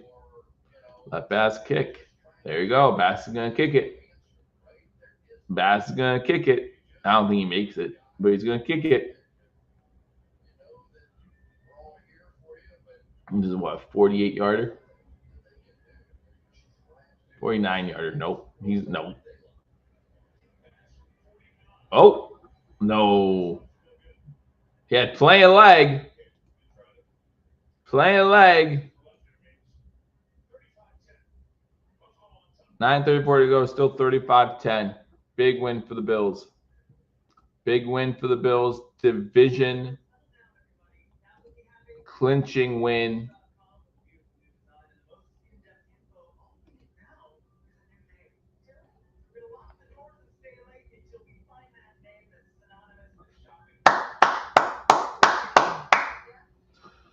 Man, the Chiefs need to lose 1. Maybe 2. Maybe 2.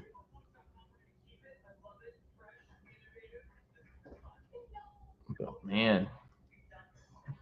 Do you think the Bills win out, guys? Let me know. You guys think in the comment section the Bills win out? I went into this 3-game stretch thinking if the Bills come out of this 3-game stretch 2-1, I'm happy.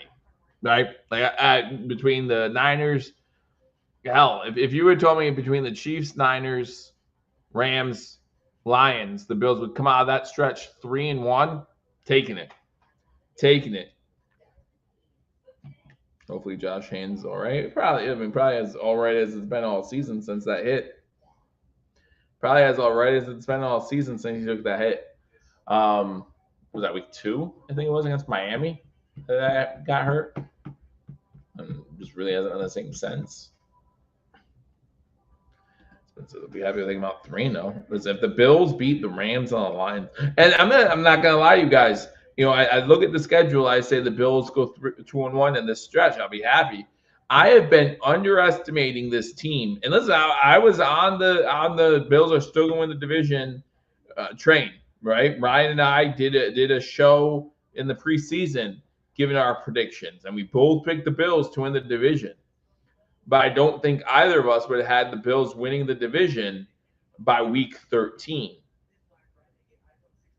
So I agree, Spin. The Rams aren't looking that great. They did get a win today, but we're going west. You know, I thought the same thing going against Seattle too. In the Seattle game, you know, we did fine. But you just never know going west. What Rams team's going to show up at home? Don't know. I'm just saying I won't be as upset as some others might be if the Bills lose that game. It's coming back from a Sunday night late game. Probably celebrate a little bit this week, right? So maybe not 100% ready for the Rams as we could be. But if we lose to the Rams and then lose to the Lions, then it becomes an interesting thing. But we'll see. We'll see what happens. But right now, just soak in this win. Purdy back to pass. Throws a screen. That's read up pretty good by the Buffalo Bills. That's Jones on the tackle for a loss. It's going to be 2nd and about 13. Rams are better than Niners, but this game hasn't been close. And the Rams might be a look-ahead game. And that's something I agree with as well. For everybody, because everyone's like, who do the Lions play next week? That might be a look-ahead game for them too, whoever they play. Unless it's a divisional opponent, then they might be able to. 3rd and 13, delayed handoff, and there is Rousseau, tackle at the line, a scrimmage. It'll be 3rd and 13. Lions play on Thursday, I think. Maybe not. Maybe not. Yep, 3-8 without Trent Williams.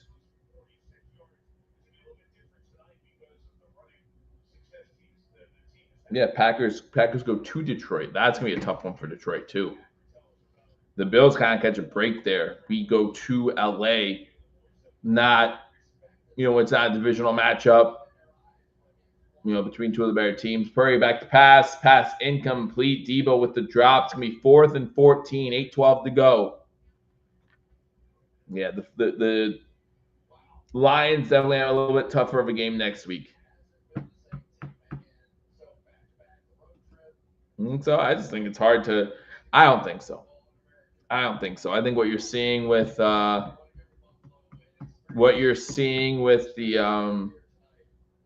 with Debo is what happens when Ayuk's out for the season, when you haven't had a healthy McCaffrey all year, when you have a quarterback, no offense, that's Brock Purdy. Punt received at the 25 to 30. Codrington to the 50, 40, 35, 30, 25, 20, 10, 5. End this thing right. There's a flag. There's a flag. It's on Bishop. Yeah, well, have some fun anyway in the snow.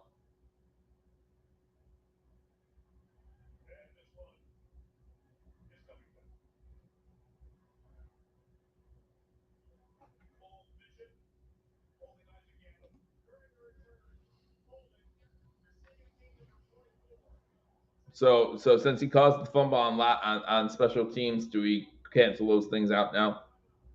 Like, he caused a fumble that was recovered by Buffalo. Do they cancel each other out?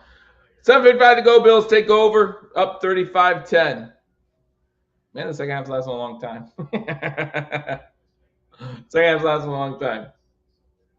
Comparatively.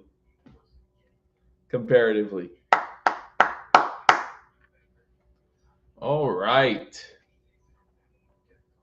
So the Bills will move to 10-2, winning the division. Have one of the best 4 records in the NFL. You got the Lions at 11-1. You got the Chiefs at 11-1. You got the Eagles at 10-2, and you got the Bills will be 10-2 as well.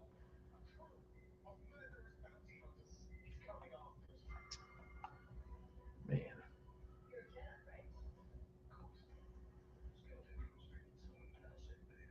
Who's winning the NFC South, guys? Buccaneers or Atlanta?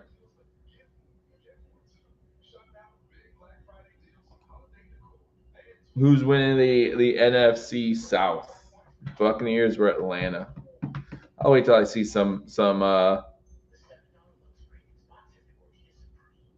Fran the week after. It's another one that they might be looking at. The Bucks still trying to lose it. They really are. And there's always one division like that, like where no one wants it. This year, I question, the AFC South. I mean, Houston's looked rough at times, guys. I mean, they beat us, but that's with Collins being healthy and Dell, and they had Diggs for that game, but it's not really a hold. Maybe a block in the back. Well, doesn't matter. I think it was a hold because the defender tries to curl away and he pulls him back. I think it's a hold. NFC West too. Yeah, you're right. NFC West, just no one wants to win. No one wants to take that step up. But I mean, Seattle so far. But next week could be a different story. So 2 questions out there. Who's going to win the NFC South? And who is going to be your NCAA national champion football? Who is going to win it all?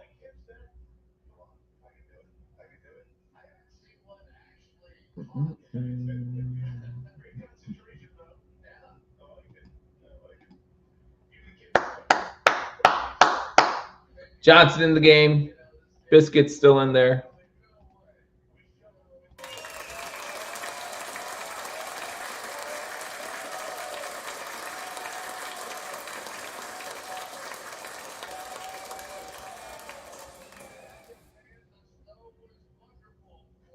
Johnson gets about 8 yards on first down.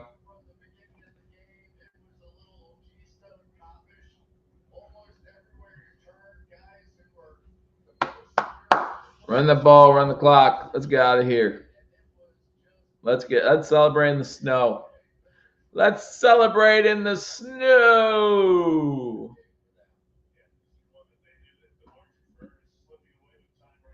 I formation, 2nd and 3. Inside the 30. Johnson again bounces off, gets the first down to about the 40.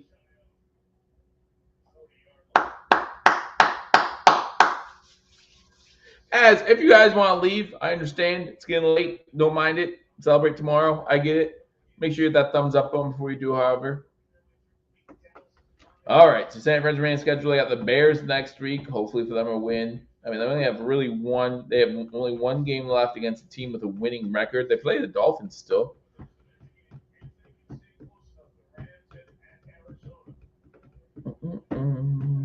This will be their 7th loss of the season, though. 1st and 10 Buffalo at the 40-yard line. Handing it off again.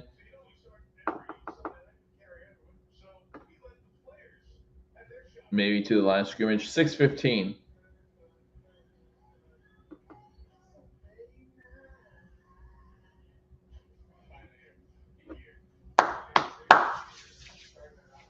Now they're just messing around. They're running out of things to talk about on Sunday Night Football because they did not expect this type of performance by the Buffalo Bills. Very few probably did. 5 a.m. in the Netherlands. Thank you for joining us as always, Alan. Make sure you let them again. If you need to take a quick nap before you celebrate, I get it. But we're gonna be celebrating. And that might be why we lose the Rams game because the Bills will be celebrating too. Trubisky throws a pass. It's completed. Trubisky's 1 for 1, guys. If you don't have biscuits on your fantasy team, think about it. 1 for 1 for like 6 yards, guys.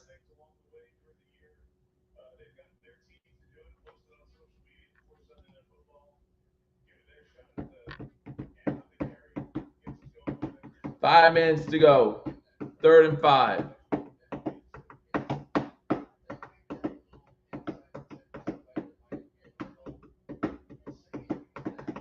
$35-10. Timeout Buffalo. Their 3rd of the second half.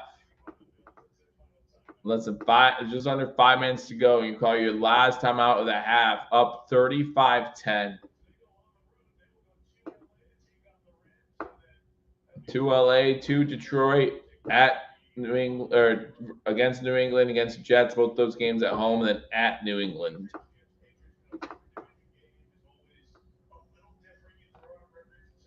Thanks, Spin. I agree. Boo, McDermott.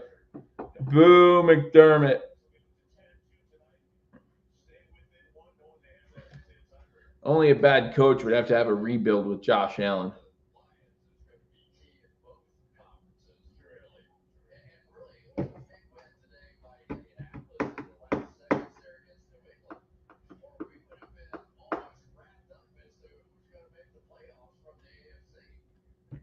Third and 5.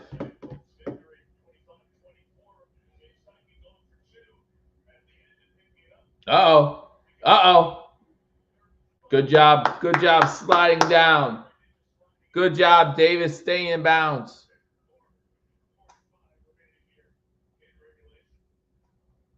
Good job sliding in bounds. Everyone at this point wants to go home. So yeah, if you're a fan at the game right now, 35-10. Let's say the division isn't being won today, right?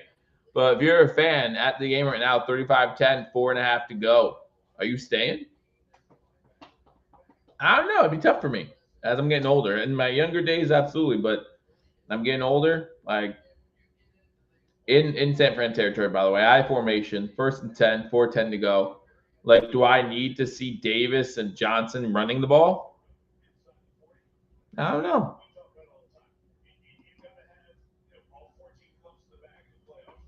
Yeah, beat the traffic. He's gone. He's been gone for 6 minutes.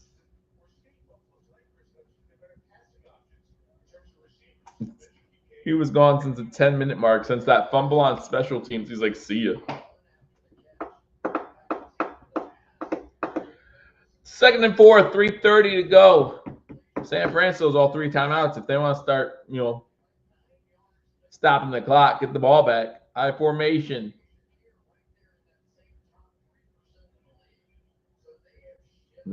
Davis again. I'm not sure if that was Davis or Johnson with the carry. Davis with the carry. It's 2, maybe 3rd and 2.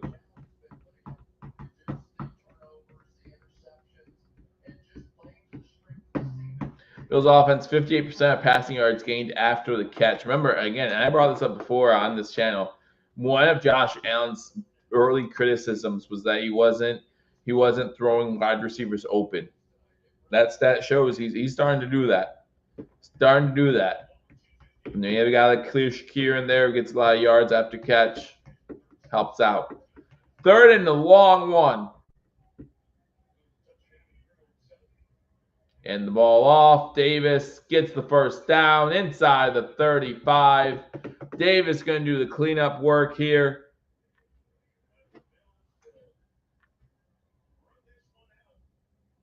And that's going to be kneel downs at this point.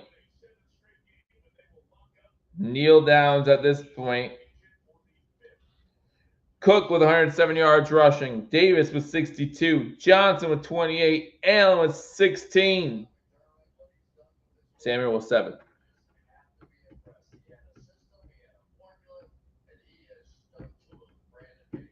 Over 200 rushing yards on the day.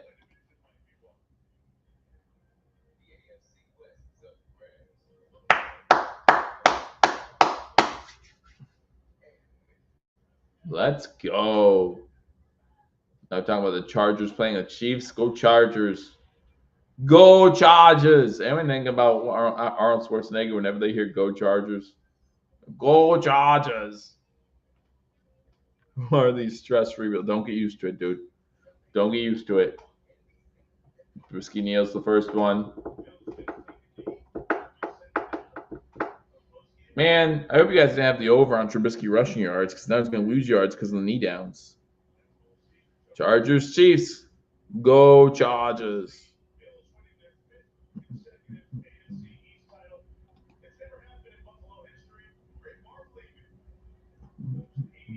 They do McCaffrey in for sure. But then it's like half they kind of had to do their best to try to get back in this game. Here we go. All right, snap the ball. Don't get a delayed game on a kneel down, idiot. Now you can kneel the ball anytime under 40. Kneel the ball. You don't have to wait till it's at 1 second. You don't have to wait till it's 1 second. I feel more at peace right now than Matt Collins. 5-time. AFC's champions in a row. Allen not losing points. That's all I care about, Spin says. I didn't see Spin. Do you have anyone going tomorrow? Or did you just lose? You went into this game down like 50? That's a game. Went into this one down like 50. The Bills are AFC's champs for the 5th year in a row. The Bills clinch a playoff spot. The Bills, the first team in the NFL to clinch a division. The first team to clinch a division this early since 2009, I believe it is. Let's do it. I'm sure I'll be joining Mario or Paul live right after this, so make sure you stay tuned. Again, Paul said that'll be shortly after I leave here. They'll step in here and take over.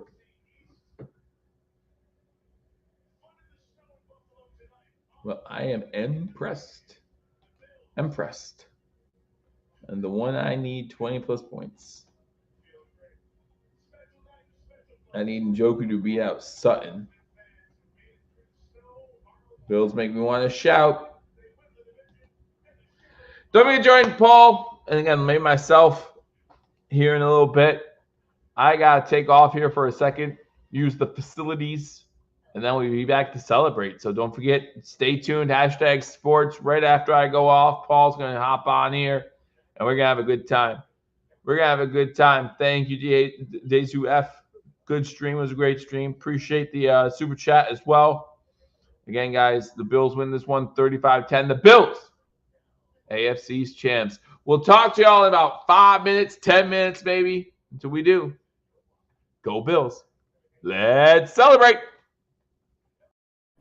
Hello, fellow Bills fans. Sean Rogers, realtor and lead of the Mr. Rogers Homes team. Did you know that real estate is one of the best ways to build wealth, and right now is one of the best times to own an investment property in Arizona? Please reach out to me. I'd be more than happy to answer any of your questions so we can take the next step to your financial freedom here in the Valley of the Sun, utilizing real estate. As always, God bless America and go Buffalo!